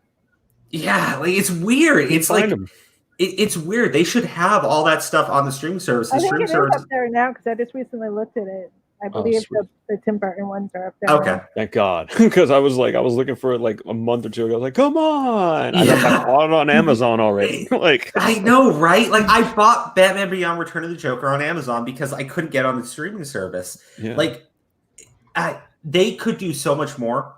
I know we're going off on a little tangent here, but they could do so much more with that streaming service if they actually gave us all the stuff that was there, right? AT&T, come on, please. Please, please, for the love of God, I'm going to cancel it because you just will not give me what I want. Why won't you give me Justice League Unlimited? I want to watch it. Yeah. I want to watch the Cadmus arc again. It's the best shit ever. Yeah. Okay. All right. Rant over. Okay. Okay. And I did just look this up just to be on the safe side here. 1934 is actually 4 years before Superman was fucking created. Yeah, that's what I'm saying. So he's basically claiming that he created a superhero before superheroes existed. Right. Essentially, by trying to make it seem like he created Batman. He forgot the date is the problem. He forgot the fucking date Superman was created. He's like, oh, it was sometime in the 30s. 34? Yeah, 34 sounds right. I created this sketch in 34. Fucking idiot. Goodness gracious. He was an unsung hero. I often tell my wife, if I could go back 15 years before he died, I would like to say, I'll put your name on it now. You deserve it. So that was from his book in 1989. Yeah, that's from Batman and B. That's from Batman and B, his autobiography, which which somebody else wrote as well. Well, he didn't. I know. He collaborated with him. He helped him write it. Okay, that's pretty much what happened there. Yeah. And the thing is, 1989, when that book came out, he still could have done something about it, right? He could have done something at any time. And, Bill's second wife had actually written Warner Brothers when the Tim Burton movie came out and said, can you do something for Bill in the credits, something. And they're like, no. Yeah, for the movie, right? Not happening. Yeah, see, that's so. You think you'd want to make peace with God before you fucking have to go see him. But no. I didn't even believe in God. Well, according to this, he did. According to Bob Kane, he did have a collaborator on Batman. Really? God himself. Really? He claimed a lot of things, too. Really? That's what his tombstone says. Yeah, fuck that. Yeah, and I believe in Santa Claus and the Easter Bunny too. Okay. You do? I mean, seriously. Oh, heartbroken. That's the saddest. Fucking... The Easter Bunny is who helped him come up with Robin. Come on. Don't you know? Santa Claus is the one who gave him the idea. Don't you know? For Christmas. Oh my goodness. The difference in 1989, Finger was dead, and so Kane could say whatever the hell he wanted without having to worry about ever actually sharing any credit. Finally, in 1998, when Kane died, he did finally credit a co-creator, and this. I just like this next sentence. Fuck, period, that, period, guy, period, for, period, ever, period. Seriously, when it comes to the greatest supervillain in Batman's history, the Joker is a distant second behind Bob Kane. Yep. Damn. Yep. So getting back to the original question, yes, it bothers me a lot that every single story about this character that I love, a character that stands for justice above all else, is legally obliged to be stamped with Kane's name and legally prohibited from carrying Bill Fingers. Not anymore. And while it helps, no amount of Steranko slapping can ever really stop that. But at the same time, Batman to me is more than just two dudes who created him. Which I think that is for a lot of people, right? Yeah. Batman is something more than Bob Kane's fucking name tainting it. Right, yep. like literally fucking painting it, and that's to me, it's because of all the ideas, all the creativeness that came out of what your grandfather did. Right? He really did set a true platform and a sturdy one for people to run with, and it's amazing to see all the different titles that have come up, all the different just the characters, the new characters that have come into the character, and it's amazing. And I think my grandfather would be kind of blown away by what has become the Batman, because it's so much more than I think he ever imagined that he could be. I'm blown away by it, and at times I'm just like, wow, like that it's influenced people in so many different ways, not just creatively, but like just in life. Batman is an icon. Like just so you know, right? As we're doing this entire thing, I got my Batmobile, right? I love Batman, but again, right? These are iconic. And that's the one from moments. the animated series, right? Yes, the best Batmobile by far. Yep. Nothing compares. Fuck you, Hey, I fight me. recognize Anyone who it, didn't I? disagrees, I will seek blood before I ever allow you to tarnish the Batman animated series Batmobile with whatever trash. Like people like talking about, oh man, I really love what's his face, Christian Bale's Batman, and I love that Tumblr fucking Batmobile. I'm like, that is nothing. It has no Where's this style. coming from? No one even disagreed with you. Where's this coming from? It's not a vehicle. It's not a bat vehicle. tank. It's a tank. It's a bat Right. tank. It's not a car. Okay. It's not a Batmobile. It's a bat tank. Kyle But- said you're a nerd, by the way. I saw. Oh, okay. Nerd, and then I'm jealous, but don't tell Crow. Look, man. The thing that how do I say it? There's just like there was this video that I saw, and people were like, "Please do not show us Bruce Wayne's parents being killed again," right? Because it's so iconic, right? The murder in the alleyway, right? Yeah. That is your grandfather. That is so iconic. It is ingrained in people who don't even read comics, right? Who barely have any concept of, DCEU, MCU, that don't understand any of that. If you tell them Bruce Wayne's parents were murdered in an alley, they go, yeah. Everybody knows that story. Right. That's how impactful what your granddad did. Like, that's, and yeah, sorry. Well, and that's the thing is like it's not just the superhero aspect. It's the realism of dealing with trauma and overcoming that, and how to pull strength from something that's so horrific. And a lot of people could just crumble under something like that and never recover.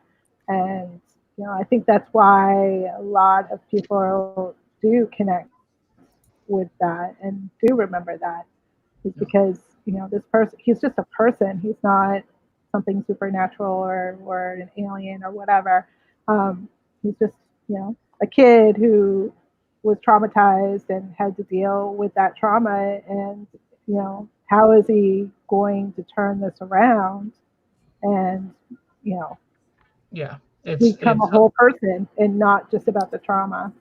Yeah, it's about basically heroes not being defined by the tragedies, but how they overcome those tragedies to become the heroes that they become. It's like he kind of set the bar with that origin story, as far back as the 1930s. It's crazy because then you see stuff like you see Peter Parker with Uncle Ben and stuff like that, but Batman predates that. Right. Yeah, no, and like again, there are so many heroes who have origins very similar to Batman, right? The tragic loss of a loved one inspiring them to do something, right? To stop crime. And that's all from that original story that Bill Finger put together, right? It's it's hard to describe just how much of an impact how much that one event means, right, to so many people. We've seen it played out over and over again in so many movies and so many different comics. And we've seen other characters have different variations of that moment, right, in their own stories. That is how deep Bill Finger's contributions into Batman are, and into comic books as a whole are. I get like really excited when I get to talk about Batman and comics and stuff.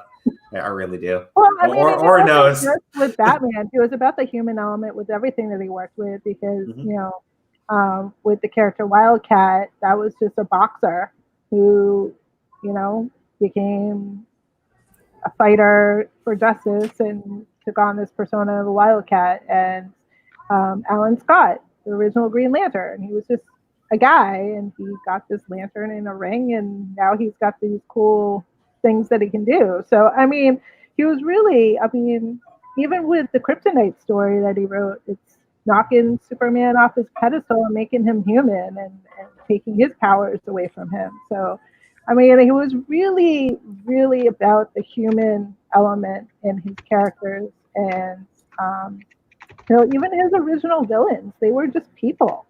I mean, yes, the Joker wore clown makeup and he was freaky looking, but he was just a psychopath who wanted to kill people, and cause mayhem.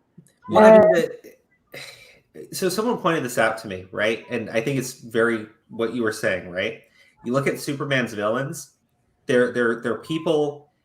They're kind of like normal people, and they also get superpowers, right? Mhm. There's nothing really creative about the way they use them, especially not in early Superman. Batman's villains are generally normal people.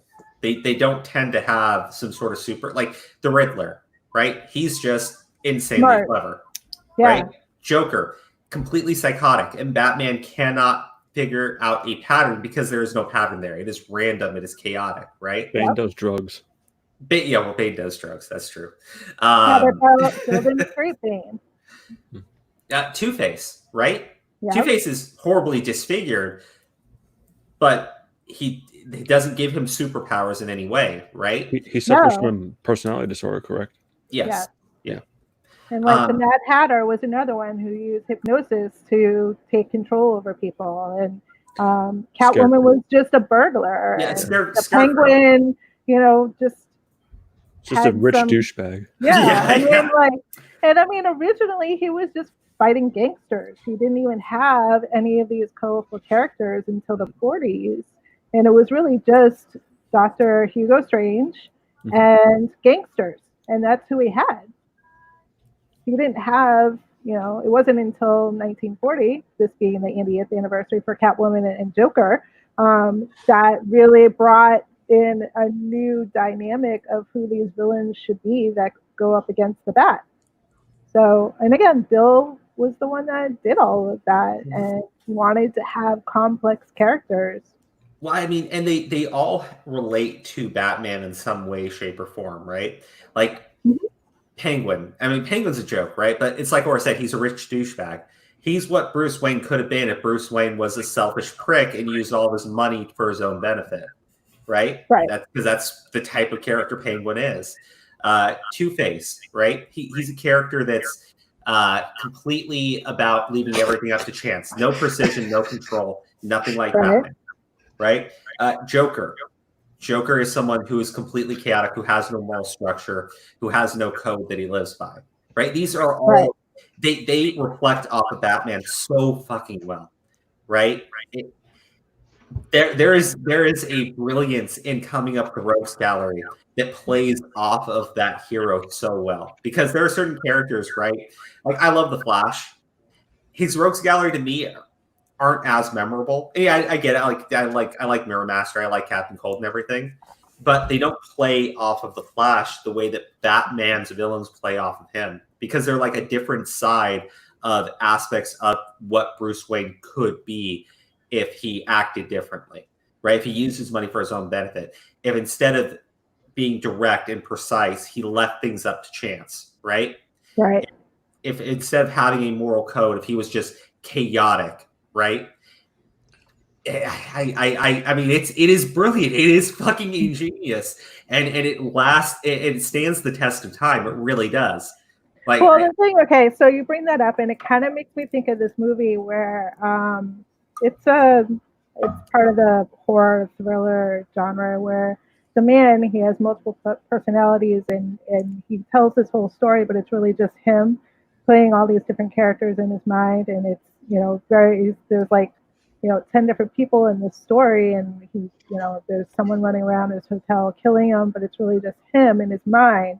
And that's one of the things that people speculate, is that are these people really just Batman, Bruce Wayne, part of his personality disorder? Yeah. And and he's really just fighting himself. He's not fighting other people. That would be such a crazy Elseworlds tale. Would. I'm gonna read this because Kyle Jordan's in chat again, and it's pretty awesome. Somebody asked what we're talking about. Kyle, we're talking about nerd shit, and it's awesome. Are you ready? Batman was actually created by Bill Finger, who was awesome, not Bob Kane, who was a dick. Athena is his granddaughter, distant descendant, based on how young she is, obviously. Like they're having a conversation and they're talking about how awesome Athena and Bill Finger are. Thank you. Much love. I just like the addition, not Bob Kane, who's a dick. Like, which version of the villains are you talking about? The Golden Age versions or the Silver Age versions? Or are you talking about the post-Crisis versions of the villains? Actually, that's a good question. all of them. Yeah. I don't know. Well, Obviously, you can't have the post-crisis and the Silver Age without the Golden Age. So yeah. So Bill Finger is responsible for the Golden Age interpretations, but the characters, for the most part, yeah, I mean, certain things change about the characters when you move into the Silver Age and then the Modern Age and everything, but they started off with those core features of who they are because of Bill Finger, right? Penguin, I mean, for all the changes made to his character, he is, at the end of the day, he's a rich, elitist asshole who uses his money for his own benefit, right? Joker. Yeah, I mean, Joker changes a lot between the Silver Age Joker is just different. He's a different thing altogether. He's probably got the most variation between his Golden Age to his Silver Age, and then the Modern Age kind of harkens back to him just being a degenerate killer, because that's who he really was. And he was actually killed off in his very first comic, but the fans liked him so much they brought him back. Yeah. The Joker was just supposed to be one story, and that was it. Mm-hmm. But he has become, the better half of Batman, basically. And I don't think that you would really have the popularity without having. Then he chopped his face off. Okay. He did. Modern Age Joker literally sliced his face off. Yeah. I've seen those images, but yeah, it is pretty creepy.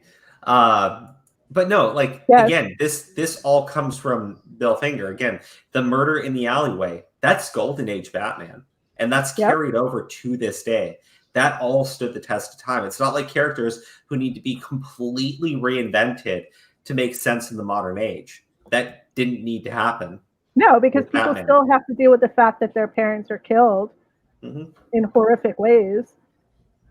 I mean, and it doesn't matter where you are in the world. Someone is going through that right now, right? At this very second, they've witnessed some horrific murder before their eyes and have had to deal and cope with that. And I think that's one of the reasons why it does. Mike seems to have clarified too here. The Golden Age and post-crisis modern versions are more similar. So yeah, the Silver Age versions were more gimmicky because of the overriding influence of the Comics Code Authority. Mm-hmm. Yeah, that is very true. But again, we're talking about like the Golden Age carrying over to the post-crisis modern age right now. That is what Bill Finger gave us. That is why it's so fucking cool. That's why it's so brilliant, because the things that he made back then, back in the 40s, right? We still are telling those tales today. Those characters still exist today. They haven't undergone these dramatic changes of their core ideology. They are the same. They are the same villains. It is the same hero, because that is how good that story is. Everybody wants to hear it. Everybody wants to see it. Nobody really wanted the Silver Age. Batman of Zur and R. That some of the stuff is very weird in the Silver Age, but again, that's because of Comics Code Authority. It's not because of the writers themselves. They were kind of had their hands tied behind their backs. And they were told to write with their toes. Did we do the clown thing yet? Oh my gosh! Sorry. No. Sorry. Tangent. There's so much to talk about. I Thank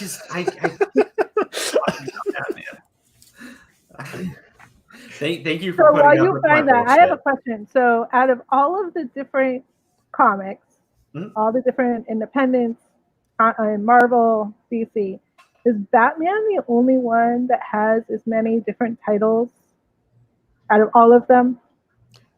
I think so, because I think everyone else tries and they can't. Because like I think Spider-Man tried with Unlimited and it didn't work out.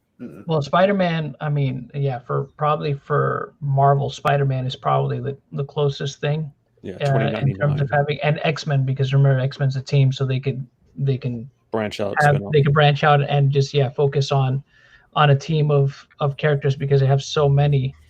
Yeah, but that's a team. Maybe I should be a little more specific as far as like a solo. Well, I mean, I think Batman has just as many as the X-Men. Yeah, Spider-Man of a solo hero would probably be Spider-Man on the Marvel side, and he's not even close to Batman's titles. And Batman's titles, his Batman spin-off titles tend to be more successful than the Spider-Man spin-offs that they try to run. Like Amazing Spider-Man is the number one, right? Okay. The other spin-offs they do for Spider-Man, they'll go on for a little bit of time and then they'll be canceled. But Batman will have spin-offs that just like they'll run. The ones that Spider-Man had probably in, I would say probably the 80s. So those lasted well into the 90s or maybe even early 2000s when they started. It was towards the late 90s where they rebooted some of those. But prior to that, it was Spider-Man actually the one I think that had branched out and had different books outside of Superman and Batman on the Marvel side. He had like 3 different titles. Or no, he had 2. He had Web of Spider-Man, Amazing Spider-Man. Well, there was also one Friendly Neighborhood Spider-Man. Peter Parker. There was one Peter Parker Spider-Man, Spectacular Spider-Man, and then in the 90s, then he just had one that was just Spider-Man. That was the one that Todd McFarlane was working on, and that lasted, I think, till probably the late 90s before it got stopped. Well, the issue with Spider-Man is they try to branch out all these different titles kind of around the same time. But if you look at Batman, like you have Detective Comics and you have the main Batman title, right? Superman was there was Action Comics and Superman, and there was Adventures of Superman, and there was I believe another Superman title that was around for a little bit called I think the Man of Tomorrow. No, I believe it's called Legion of Superheroes. What are you, fake fan? Get out of here! Oh my god! Just hurry up and get to the clown. Legion of Superheroes. I wanted to know because I don't, I'm still learning all the comic stuff. No, actually, I love that you ask these questions because it's so much fun to talk about comic books. Unfortunately, Origami is going to poison your mind with misinformation. I asked because there was an issue with him in it. God damn, can't make one mistake around this super nerd over here. Oh, I'm so sorry. Batman appeared in Batwoman, so I assume Batwoman is also a Batman title. There we go. She is. It's part of the Bat family. God damn. If we're doing parts of the Bat family, then Batman takes the cake over everybody. Oh my god! Why don't you take your fucking animated Batmobile and smash yourself over the head with it? Robin, then you have Nightwing, then you have Batgirl, then you have Batwoman, then you have Batwing, then you have Batman Incorporated. There's so many. There are so many. But, the Batman ones tend to actually be really good, and they tend to run a really long time. Spider-Man spinoffs don't tend to go very well.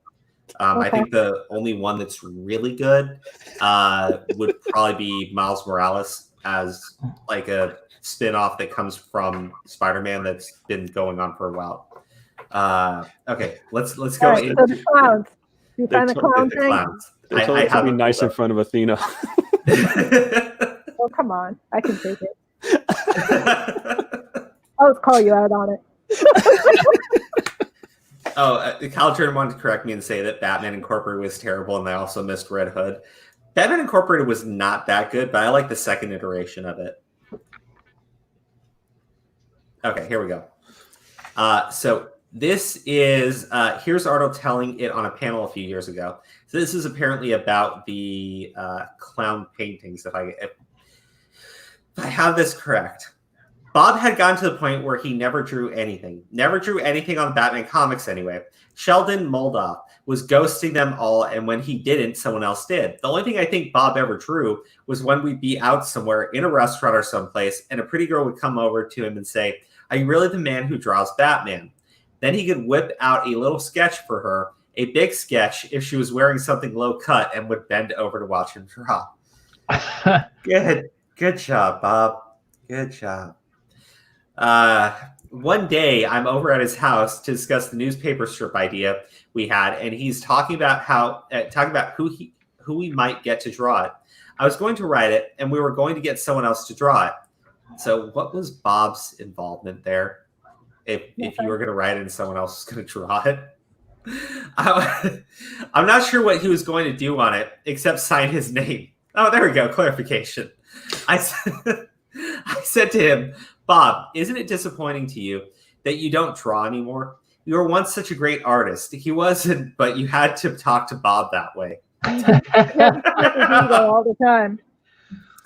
He said, oh no, let me show you something. He took me into a little room in his house. It was his studio. I didn't even know he still had a studio.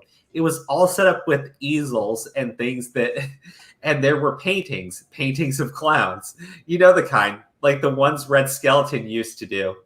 Just these insipid portraits of clowns, all signed very large, Bob Kane. He was so proud of them. He said, these are the real paintings that are going to make me in the world of art. Oh, God. Batman was a big deal in one world, and these paintings will soon be in every gallery in the world. He thought the Louvre was going to take down the Mona Lisa to put up his clown paintings. I didn't have the heart to tell him. Sorry, go ahead. That's sad. That is sad.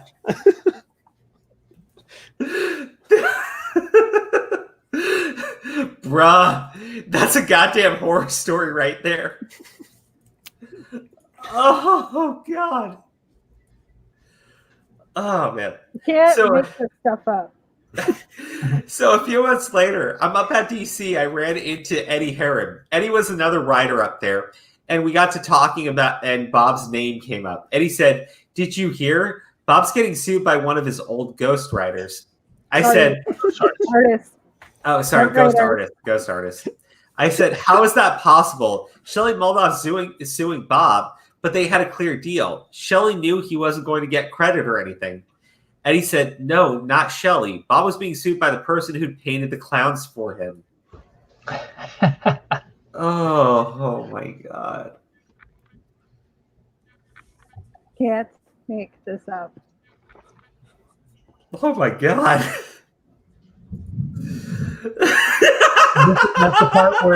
That's the part where Horatio Kane from CSI Miami comes in and says, I guess the ghost artist didn't think it was funny business, and then puts on his sunglasses. Gives the middle finger and walks out the room. Yeah! That is so sad. That's pretty funny. It was sad, and then it became hilarious. Because at first, I thought this dude had just literally lost his goddamn mind, and all he could do was just do paintings of clowns because of what a fucking clown he was. But he couldn't even do that. No, he couldn't even paint his own paintings. No, he could have painted absolute dog shit and called it abstract art. He is not an artist. He cannot draw. He cannot paint. He cannot write. He couldn't do anything. Oh my God! I guess Bob. He was not creative. Yeah, I guess he got he probably thought that somehow, some way that he would have the same kind of sweet deal that he had made with DC. It's just like, no, you're doing something independent of DC. You know, it's not gonna work. It's not the same. No. No, what is it? Bob Kane presents a macaroni picture, and that shit was stolen. Like fucking, it's made by somebody else. Different versions of macaronis. You see that Campbell's soup? Mm-hmm. Andy Warhol stole that from me. Andy It's a Warhol Bob stole Kane it. original. He paid me to make it for him. Took all the douchebag. Oh my God, that is how the fuck do you? I think you wiped yourself out, Crow. See, the thing is, I did. It's not surprising given. Look, the guy kept things under wrap for decades, right? Yeah. I mean, he literally went to the grave. You know what I mean? Not doing anything about it. Just trying to keep it as much under wraps as possible. I mean, the only closest thing to an admission we have is the autobiography. Well, no, it's an outright admission, but you know, he probably was banking on the fact, well, you know, people probably overlook that. You know what I mean? I can still keep doing what I'm doing. And he went about his business. You know, that book was written when it was published in 1989, and he died in, almost 10 years later. He died in 98. So he had no intention of ever setting the record straight. No, he never, ever was going to let that go, ever. He lived the lie. He started the lie, and instead of calling himself a liar in the public's eye, he lived it, and he held on to it. And then if you tell the lie long enough, it becomes your personal truth. So that's what happened there. And he wasn't gonna, make himself look bad. I mean, that would be totally ego crushing, and that's not what he was about. Yeah, just to address Max Zorn in the chat, the difference with Steve Jobs, though, is that Steve Jobs, he acknowledged Woz, you know what I mean, as creating stuff. He didn't try to hide the fact that Woz wasn't, as involved as he was. I mean, there's certain times where, he kind of tried to eclipse him a little bit, but ultimately Steve Jobs didn't, he didn't try to hide the fact that Steve Wozniak had a lot to do with the success of Apple. You know what I mean? He might have at times maybe didn't mention him or credit him as much. And initially he did that. Like when they were working for Atari, he initially did that. But not once they started Apple, though, he couldn't really do that. So, and he at least he acknowledged that Wozniak was the true brains behind everything. That Steve, he came up with a lot of the ideas and stuff like that. But the guy who actually implemented them, the guy that actually created those things, was Wozniak, and at some point in time he did acknowledge that publicly. He didn't try to hide the fact. Yeah, it wasn't like Bob Kane. He literally he took it to the grave. Like he didn't. Yeah, he did, and he put it on his grave even. Yeah, he didn't literally. Try to, Comic Crow. He put it on his fucking tombstone.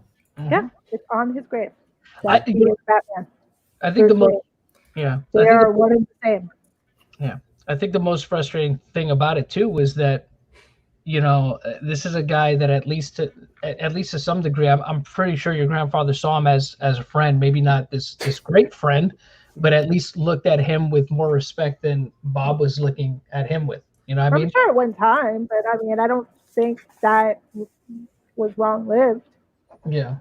I mean, and other people in his life that he definitely held close to him. I mean, Charles Sinclair, who he wrote the Batman episode for and a few sci-fi movies, that was his best friend. Yeah. That was the person that was helping him. He trusted him. Carmine Infantino was another one. Apparently Jim Stranko was another one that he could rely on as far as helping him out and being a good friend. I think that once Batman took off and everyone realized what was going to happen with that, and Bob still not truly acknowledging Bill's role and giving some of the credit, I think that kind of really tarnished it. Again, I'm speculating. I didn't know him. I didn't know either one of them. So, but I know that once in the 60s, when that whole feud came out with the articles and like you read earlier with Bob's response to it saying that, Bill's a liar and he didn't do anything and whatever.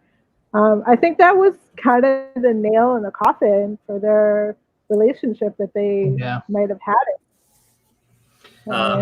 And it's crazy, and that's the other thing too. That I think again, it's frustrating because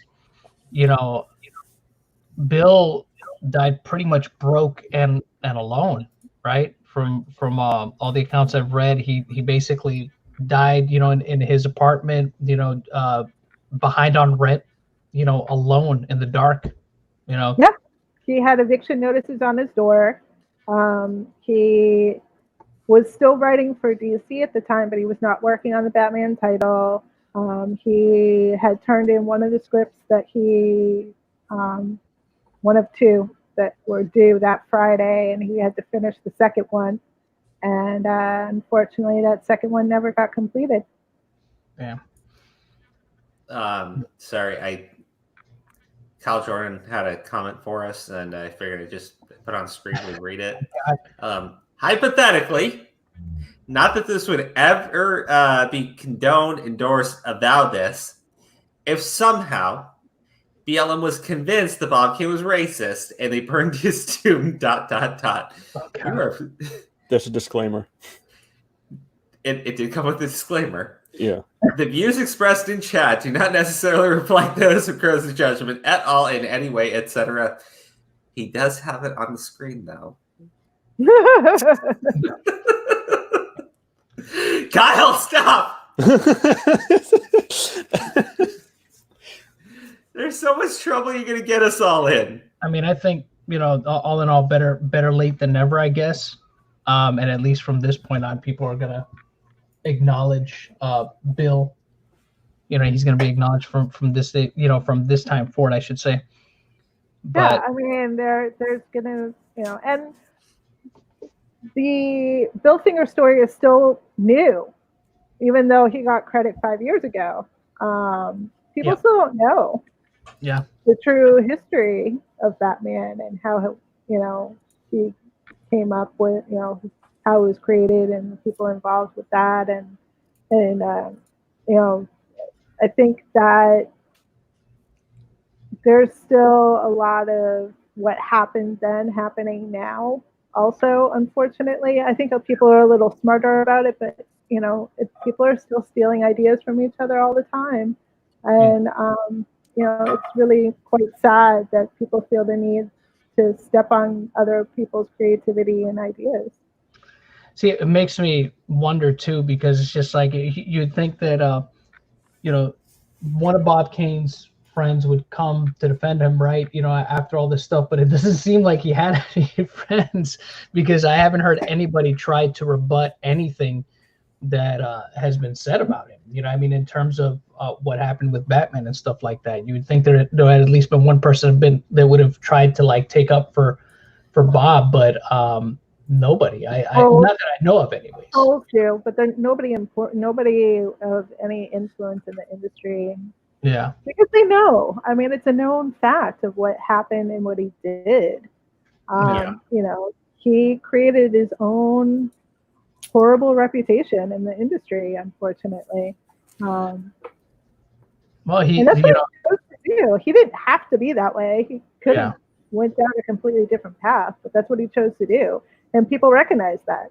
But I mean, his best friend was Stan Lee, and Stan Lee did the same thing. He stole other people's credit and put his name on it and made it his own. Later on, many years later, he did acknowledge, the truth. But, back in the day, Stan Lee and Bob Kane were best friends. Yeah. And, I mean, that gives you some idea of, the people who we know to be or associate to be important in this industry. They were not good people. They had no morals. Yeah. I have a question because Athena just brought that up. Yeah. Didn't Stan Lee do the same kind of thing? Not with just Jack Kirby, but like Steve Ditko? Yes. Spider-Man? Yes. Okay, yeah, that's what I thought. See, but at least the story that I know about Stan Lee is that in his office he had a cabinet that were filled with scripts, and people would bring him stuff, and he would say, "Yeah, this is crap," and he would throw it in the cabinet, and then he would need an idea, and he would go into that cabinet and take that idea from the cabinet that somebody else submitted to him and make it his own. Yeah. So I mean, it's just disgusting what these men thought that they had the right to do to these talented people who basically made their careers for them. Yeah. I mean, it's. But at least people idolize Stan Lee. They idolize this man. They celebrate him, and I'm sorry. Yes, he is important, but at the same time, what he did was horrific. Yeah. I mean, these people were stepped on every step of the way. They were essentially They were essentially robbed of having a career of their own, pretty much. Yeah. Yeah. Yes, but at least, and having a means to support themselves. No, I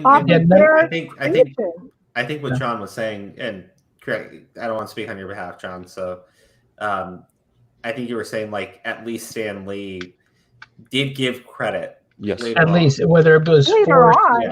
yeah, whether it was It's forced, but still more of than course. Bob After the Kane ever fact. managed to do. No, of course, yeah, but at least there was an effort there. You know, I mean, even if it was a forced one, if it was Yeah. one of those things of being painted into a corner, but at least acknowledging it, because I don't think Bob would have. You know, it didn't seem like Bob was ever going to acknowledge it, even if he was forced into a corner. Bob went Bob went to the effort of lying about modern day sketches and stating that they came from That's what I'm saying. Though. It's just like even with his back against the wall, he obviously you could He tell could that not in stop the book, lying. in the book, No. it was a reluctant omission, right? In the book, it's Yeah. probably a reluctant omission. You know what I mean? And even then, but he was probably banking on the fact, well, you know what? People they like the comic books. They probably won't read this book. You know what I mean? They'll probably gloss over me saying that and not give it too much. If I had enough of the other fluff, that'll just be kind of a throwaway line that's going to be in the book. So I have nothing to worry about. You know what I mean? But he literally took it to the grave. That's what I mean. I'm not saying obviously Stan did some shady stuff too, but at least Stan, while still being alive, tried to make it right. And that's at least, at least he deserves that. Yeah, but I mean, look at what happened with Jack Kirby. He still had to go and fight for his credit for his creations and go to court and go through the legal system instead of, someone stepping in and actually doing the right thing. Yeah. I mean, it shouldn't have to go that far, but unfortunately, we're talking big bucks here with these characters, and nobody wants to let go of the pennies. Yeah, and that's really what it comes down to. Instead of honoring these people in the way that they should. I think absolutely. Yeah, I think in the later half of people's life, especially when they get as old as they do. I mean, Stanley lived to be 96 or something, 95, 96. Maybe he was much more reflective of that stuff, and hopefully, I mean, one can only hope he was repentant of those past mistakes. I mean, obviously can't speak for Stan. I never met Stan. I only ever saw Stan. I saw him at several conventions I went to, but I never once thought to just wait in line to meet the guy. I just was like, he's there. I see him, whatever. But, from talking with, I actually, know somebody that was friends with him, and at least, that person at least expressed it to me that Stan was a much different person in the later half of his life than his early life, where he did kind of screw people over. So I don't know if maybe that was a result of maybe being repentant. Who knows? Maybe it was just to put on a public facade. I don't know, but.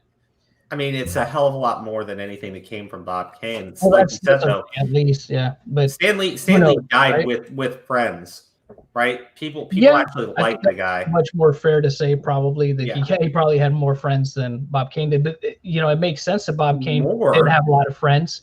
Bob Kane didn't have one. He completely alienated himself with what he did. Right. He had to live the lie to the end. I'm sorry, John. Go ahead, please finish. I bet I have a question. No, that's it. Go ahead.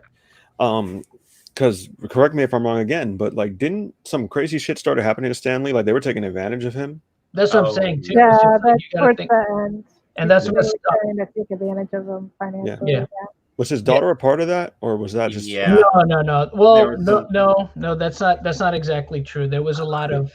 She's involved in it, but I don't know if she's actually one of the bad people in it. No, not to the degree that some people are making it out to be, that she was doing the stuff that she was doing. I think that I'm pretty sure, growing up, how she grew up with, probably the most famous. Well, not probably the most famous person involved in the comic book industry by far. Growing up a life of wealth and that kind of privilege. I'm pretty sure that, she probably grew up spoiled. I mean, I think that's fair. It's fair to say that she probably grew up a bit spoiled, and she probably did have some stuff that she did. But I think that she was villainized a lot more than they were making it seem. The guy that was managing Stan's affairs towards the end blatantly did take advantage of the fact that Stan was older and that Stan could be more easily convinced of stuff. And yeah, that did lead to what they call, elder abuse. Yeah, for sure. Yeah. That, the thing with Stanley, especially towards the end of his life, I don't think when Bob Kane died, he died still trying to bury his skeletons in the closet, still trying to deny. He took it with him. Yeah. He took it with him to the grave. When Stanley died, and yes, Stanley did some terrible things to creators. Mm-hmm. He did try to make some of that right. He did try to mend bridges with people. And obviously there are going to be people that will not forgive you when you do the things that Stanley did. And he did do those things. Yeah. But Stanley at least stated he did those things. Did state, like, these people deserve this credit. I did not do this all by myself, and I did lie, right? Bob Kane never acknowledged any of that. He was more than happy to die pretending that he was somebody that he wasn't, pretending to be a genius when he was not. And you can tell that the people that remember Bob Kane remember him as vindictive, as nasty, as terrible, as not talented in the slightest, as selfish. And the stories that they share about these two men, when they share stories about Stan Lee, they generally aren't trying to degrade him, right? Maybe something funny, but they're not trying to degrade and demean the guy. When they share stories about Bob Kane, it's about how they bitch slapped him at a convention. It's about how he was being sued because he was trying to steal. He stole paintings of clowns. I mean, that's pathetic. That's insane. That's pathetic. But he was the first person who really wanted to have fame from the comic industry, though, and he achieved his goal by doing what he did. Yeah, that was his goal, was to be famous, no matter what it was. Both men, Bob Kane and Stan Lee, both wanted to be famous from comics, right? They both wanted and they both got that. They both did get that, right? But Bob Kane could never acknowledge anybody who got him there. Even when he was there, even when he was on top, even when he legitimately had nothing to lose, he still wouldn't do it. No, he wouldn't. That's ego. That's just testament to how big the ego was. You know what I mean? And then BLM found out he was racist and Wow, you're just really pushing that agenda over there, aren't you? Stop. That's testament to how big his ego was, though, that he could even humble himself for a little bit to say, nah, you know what? These guys, they got me to the dance. You know what I mean? But he never did that. I mean, I remember when he was on 60 Minutes, right when the Tim Burton movie came out and everything, and he still was like all about himself instead of really telling the truth. I mean, it's just disgusting. It really is.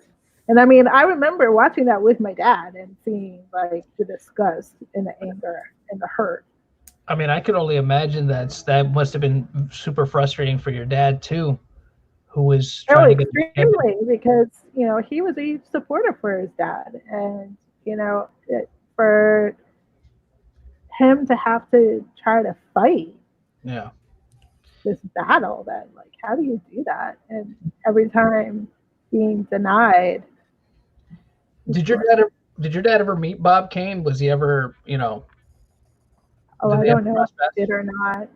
I mean, I would think so, because in the beginning, I mean, my dad was born in 49, so I would think that, at some point when he was really young, that they crossed paths. Yeah, that's crazy, man. I mean, even by 49, I mean, Bob wasn't the one that was running Batman. It was DC, and my grandfather was working for DC and not Bob Kane. Wow. See, it just, because you don't hear any accounts, at least on the Bob Kane side of stuff after Bill passed, like almost like no acknowledgement. It makes me wonder what he thought about the guy. I don't think he cared. I don't think he even gave a shit that this man who made him famous died. Wow. Not well, agree. in Yeah. poor health, in poor financial status, on his last legs, alone, basically relying on the few friends that he had to keep him afloat. Yeah.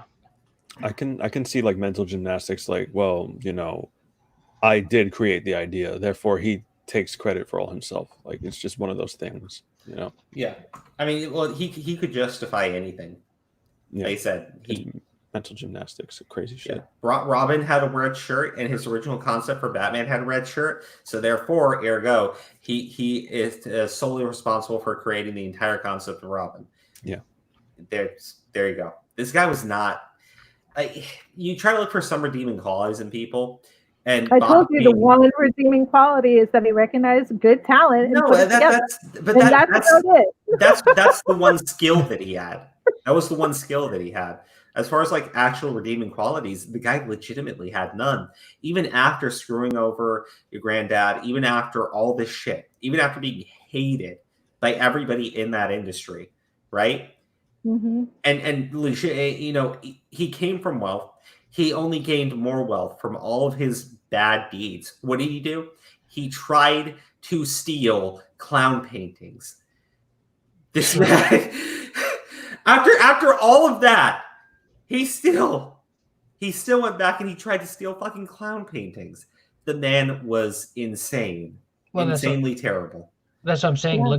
Look at how different the legacy is now, right? Before it might have been creating one of the greatest, one of the most iconic superheroes of all time. Now it's one of being remembered as really just a thief. That's going to be his part of his legacy now, is being one of the most notorious thieves in the comic book industry, probably the most notorious thief in the comic book industry.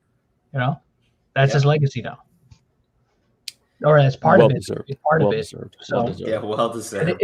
What the thing is now is it's your just desserts, because that's now going to it's already kind of starting to eclipse the fact that he created Batman. The fact that it wasn't, that he basically took sole credit, that's starting to eclipse the fact that he created Batman, at least now.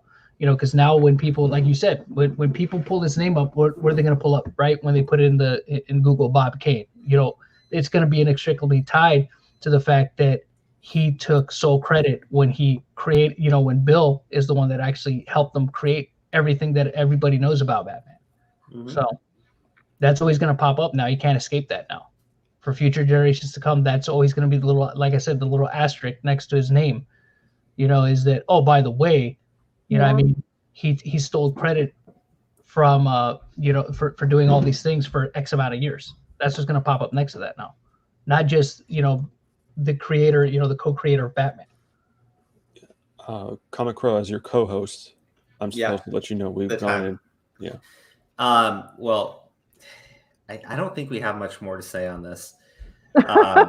What I could say is probably not prohibited on here. Like, fuck everybody. No, go ahead. Well, no, it totally is. This is feel free, because I can't. I have a look. Yeah. I've been through some shit. I'm not trying to say I'm the only one, but like I know what it's like to work with people who like stab you behind the back, take your work, run off with it. They don't get very far, because like what they don't realize is what happens is it was created by a team effort, and then they just let go of the other half of the creative process. So they kind of just stumble and fall. But like, I've had that happen. Crow, if you ever fucking backstab me, bro, I will come for you. I will fucking come for you and break your Batmobile.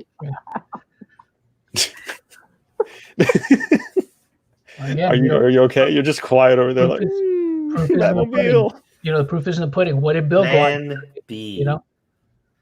Like I said, proof is in the pudding. What did Bill go on to create? Kryptonite. He went on to create Green Lantern. He went on to create Lana Lang. A bunch of stuff. Bob is only known for Batman. Period. And now he's not even known for that. And barely. But the thing is, but Bill actually went on to create a lot more things that were iconic within those stories. Not just he wasn't a one-trick pony. Yeah, I'm just saying he wasted the opportunity for redemption, and he chose to die the way he did. So therefore, there is no sympathy from my end. Just saying. That's all I'm trying to get at. No, So- I think that's fair, right? Yeah. Like, So have fun in douchebag heaven, bro. Like that's all I'm trying to get. you fucking you stole credit from people. You screwed over your friends. Even on your deathbed, you didn't come clean, Even and that was on the your perfect time to do it. deathbed, you couldn't come clean for it. You Yeah. fucking lied about sketches that you had from the modern day and said they came from 1934. And one of the Because last of things that. you do is you make that egotistical, arrogant fucking tombstone.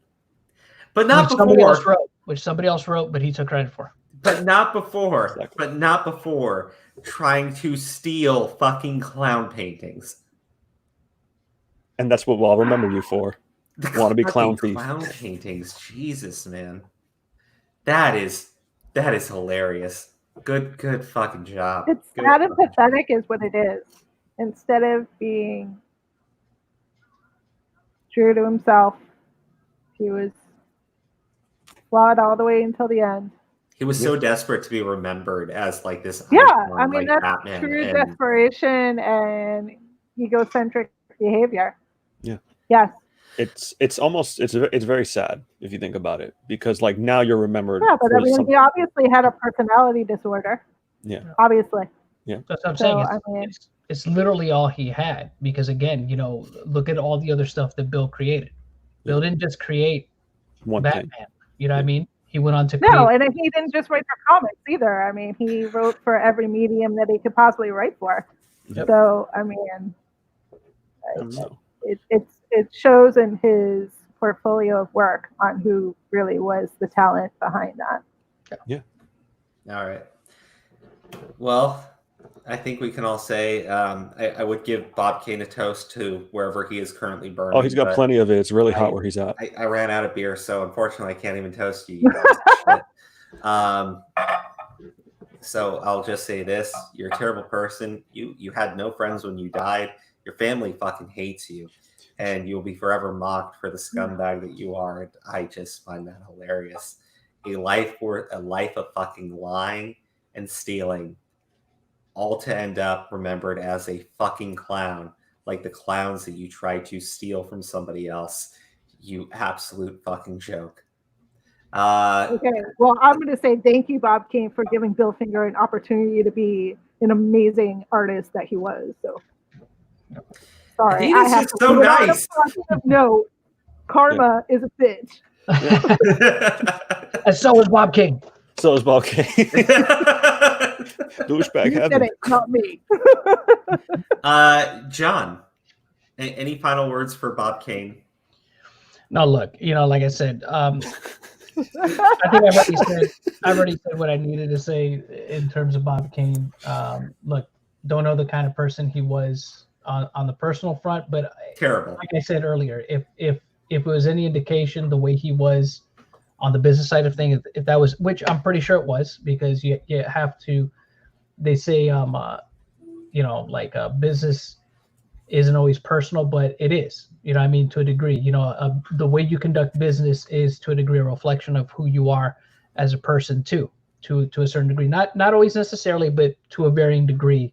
And like I said, if that's any indication to the kind of person he was, then I mean, I think we could kind of more or less, we kind of have the picture, right? And not one that he stole, just kind of a picture of him by what he put out there himself. So that's pretty much, that's all I really have to say about Bob Kane. I mean, look, it's a shame that his legacy now is going to be, like I said, one that he's not just a co-creator, quote unquote, of Batman, but it's the fact that he really, that's all he had. And, he had to screw over other people to try to make it that way. So like I said, now from the point that Bill gets credit on till, the end of time or whatever, that's what people are going to know now. They're going to know that he was a scumbag, you know what I mean? So that's unfortunate, but that's the bed he chose to make. So there you have it. All right. Well, everybody, thank you so much for tuning into another stream. But before we go, as a special thank you to our patrons, you get your shout out. You get You get us talking about how great you are for helping to support the channel. And if you haven't noticed, click on the link for the description. We do have people who are members of this team who are helping support us on Patreon by donating a whole whopping $6 to this channel. You guys are amazing. There we go. Kyle Jordan finally has ended his crusade to get Bob Kane declared a racist by BLM and have his tombstone burned down, and is back to promoting our Patreon. Please click on that link, and let me just show you real quick here. Couple things. The Crows of Judgment. And I changed it on here. It has. We'll update the banner and everything for y'all. 15 patrons. You guys are amazing. $37, which is blowing my mind. Really. Notifications. Let me just click on this here. $1 pledge from Chrislyn Robinson. $15 by Warren Corruption. Warren Corruption. Your Facebook is in the description as you requested. $1 from Katie Ambro. $3 from SpongeBob's Tea. $6 from Lauren. Lauren, you did ask me not to plug any social medias for you. You just wanted to be a supporter of the channel. So I will think it's something that we can do for your donation specifically because it is awesome that you did that. And then $2 from Jonathan Murillo. Amazing. $1 from Zio Returns, $1 from Origami. I don't know who that man is. Never seen him before in my entire life.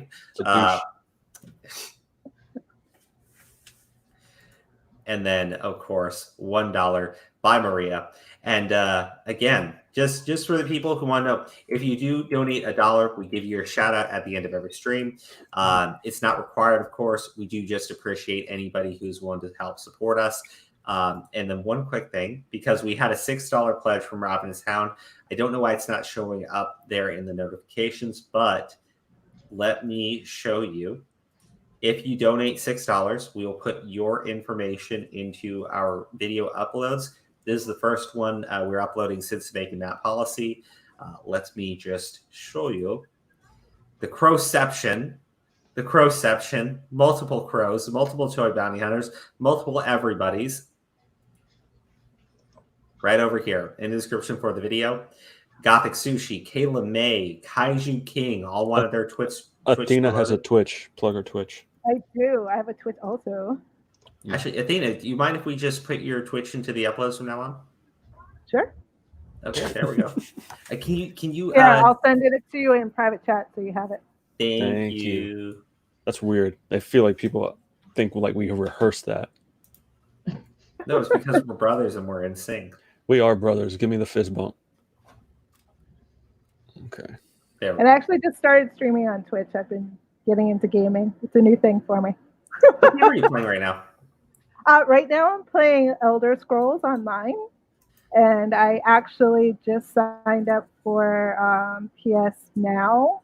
So I have access to like hundreds of games. So I'm going to start the Batman Arkham series. So I started Arkham Asylum today just to try it out. But I'm going to restart the game and I'll start streaming that on Wednesday nights. I usually do my Twitch feed. And then Gothic Sushi and I are doing a painting stream. We just started one last week. So a bunch of stuff coming. Okay, do me a favor. If she tries to tell you how great Overwatch is, tell her you're never going to play that game ever. Oh, she knows that already. No. That's yes. No. I know she loves that really game. appreciate that. I know she loves it. But no, the first one that I really got into was Monster Hunter. That one's a lot of fun. I finished the storyline. I've been just kind of going back in and killing monsters and stuff. And I got Elder Scrolls because a fan said, "Oh, come and play with me. You got to play this game." So I got hooked into that. So I'm still trying to. Cheshire says bi-monthly art stream. All right, everybody. Thank you so much for tuning in. Please check out Athena's Twitch. It will now be in our video uploads. Check it out. I want to tune in when you're playing the Arkham series because I definitely want your reaction to a lot of that. Don't backseat game, Crow. Don't backseat game. Well, I said I was going to watch. Jesus. I know you. I'm not going to Wednesday backseat night, game I anybody. usually come on between 7 and 7:30. So that's the night that I do my streaming. Wait, what night do you do your streaming on Twitch? Wednesday nights. Wednesday. Okay. Perfect. And I usually come in around between 7 and 7:30 is when I log in. Okay. I don't really get off work around 8 or so. Well, I usually play until like midnight. So easy. yeah. It's I the limit that I figured you've been actually streaming prefer. for longer than an hour, half an hour. No, Well, I get involved and like I get like into like doing quests and stuff. So then I'm like, oh shit, it's like midnight and I should probably go to bed. All right. Thank you guys again. And then John, Toy Bounty Hunters channel on YouTube. John. Yeah, that's it. Hold on. You did it, Crow. Tell them about your Netflix special. Well, it's not my special. I was just in an episode of the Toys That Made Us season 3, the Power Rangers episode. That's it. I just appeared in. I mean, I'm one of the talking heads on there. Oh, that's awesome. He was on Netflix. John has beaten all of us. I mean, watch Batman and Bill if you haven't. That's a great series too. But yeah, for anybody that wants to see me on there, that's all right, I'm gonna have to check that out. They put me as film director, which I think is hilarious because I was just, they did, yeah. Lower thirds, but I was just like, I'll take it. I'll live the lie, sure. Why not? I mean, might as well. They put it out there. They made it official for me, so I guess now I got to become some kind of film director. So. From now on, I'm only going to say that I have a friend who's a film director. Yeah, you can say it now because it's on that episode. It's in my lower thirds on the episode of the Toys That Made Us. So if they don't believe me, I'm going to link to your episode of Toys That Made Us and be like, see, he's a film director and I know him. I have connections. I know him personally. He makes films. What films has he made? That doesn't matter. He likes jamon con queso sandwiches. That's his favorite sandwich. Yeah, it was funny because when I told them to do my lower thirds, I just wanted them to do my YouTube because that's really all. I mean, that was how they actually found me, was because of my YouTube channel. So I thought that that's what they would have used, kind of like how they did with Black Nerd Comedy. They put his YouTube in the episode. So I was just kind of like, and I knew that they were going to do that. I was just like, yeah, just put that in my lower thirds. But then they put film director. I was like, shit. After I saw that, I was like, shit. I'm like, now nobody's going to find my YouTube channel. I was like, but it's fine. It was still a great opportunity and I'm glad that they involved me in it. So, can't complain. I mean, it is what it is. So you should put that in your descriptions because a lot of people don't know you do that. Well, I did put it in my, my YouTube about. I think I put it in there. No, put all your descriptions. Your YouTube about film director because it needs to. It doesn't say film director, but I think I put that. I appeared in that episode, but I don't know. Whatever. I think we care more than he does. All right, guys. Thank you so much for tuning into another stream. We'll be back on Monday with the regular content that you do love. For some reason, they love it when I get angry and yell at the laptop. I don't know why. It's very. They don't like it when I'm laughing and joking. They want me to yell at the laptop screen. So we'll go back to doing that Monday at what? Or it's true. Monday at 10 o'clock. We'll be back here with another stream. We'll be posting the link to it probably within either tomorrow morning or later on tonight. But thank you so much again, Athena, for coming onto the channel to discuss, to have fun with this situation, to laugh at a very evil, degenerate man. Toy Bounty Hunters, thank you again for popping on. I know you really wanted to discuss this one. And then Aura, thank you as always. And of course, we could not do this without the people watching the streams, without supporting us on Patreon. We are forever grateful and in your debt. Athena, why do you put up with us? I love you guys. You guys are awesome. Thank you. Thank you. All right. I hope to see you on Wednesday. And Kyle Jordan is redeeming himself here. All hail Bill Finger, the man. Yes, there you go. Thank you. Good job, Kyle. Redemption. Redemption. Somebody else didn't get, who's in douchebag heaven. War on Corruption seems a bit late. You are, buddy. We're wrapping up. Feel free to watch this and check the description. I think you'll appreciate it. Well, yeah, War on Corruption. Thank you again so much, by the way. Yes, you are amazing. All right, guys, that's it for the stream. And as always, peace out.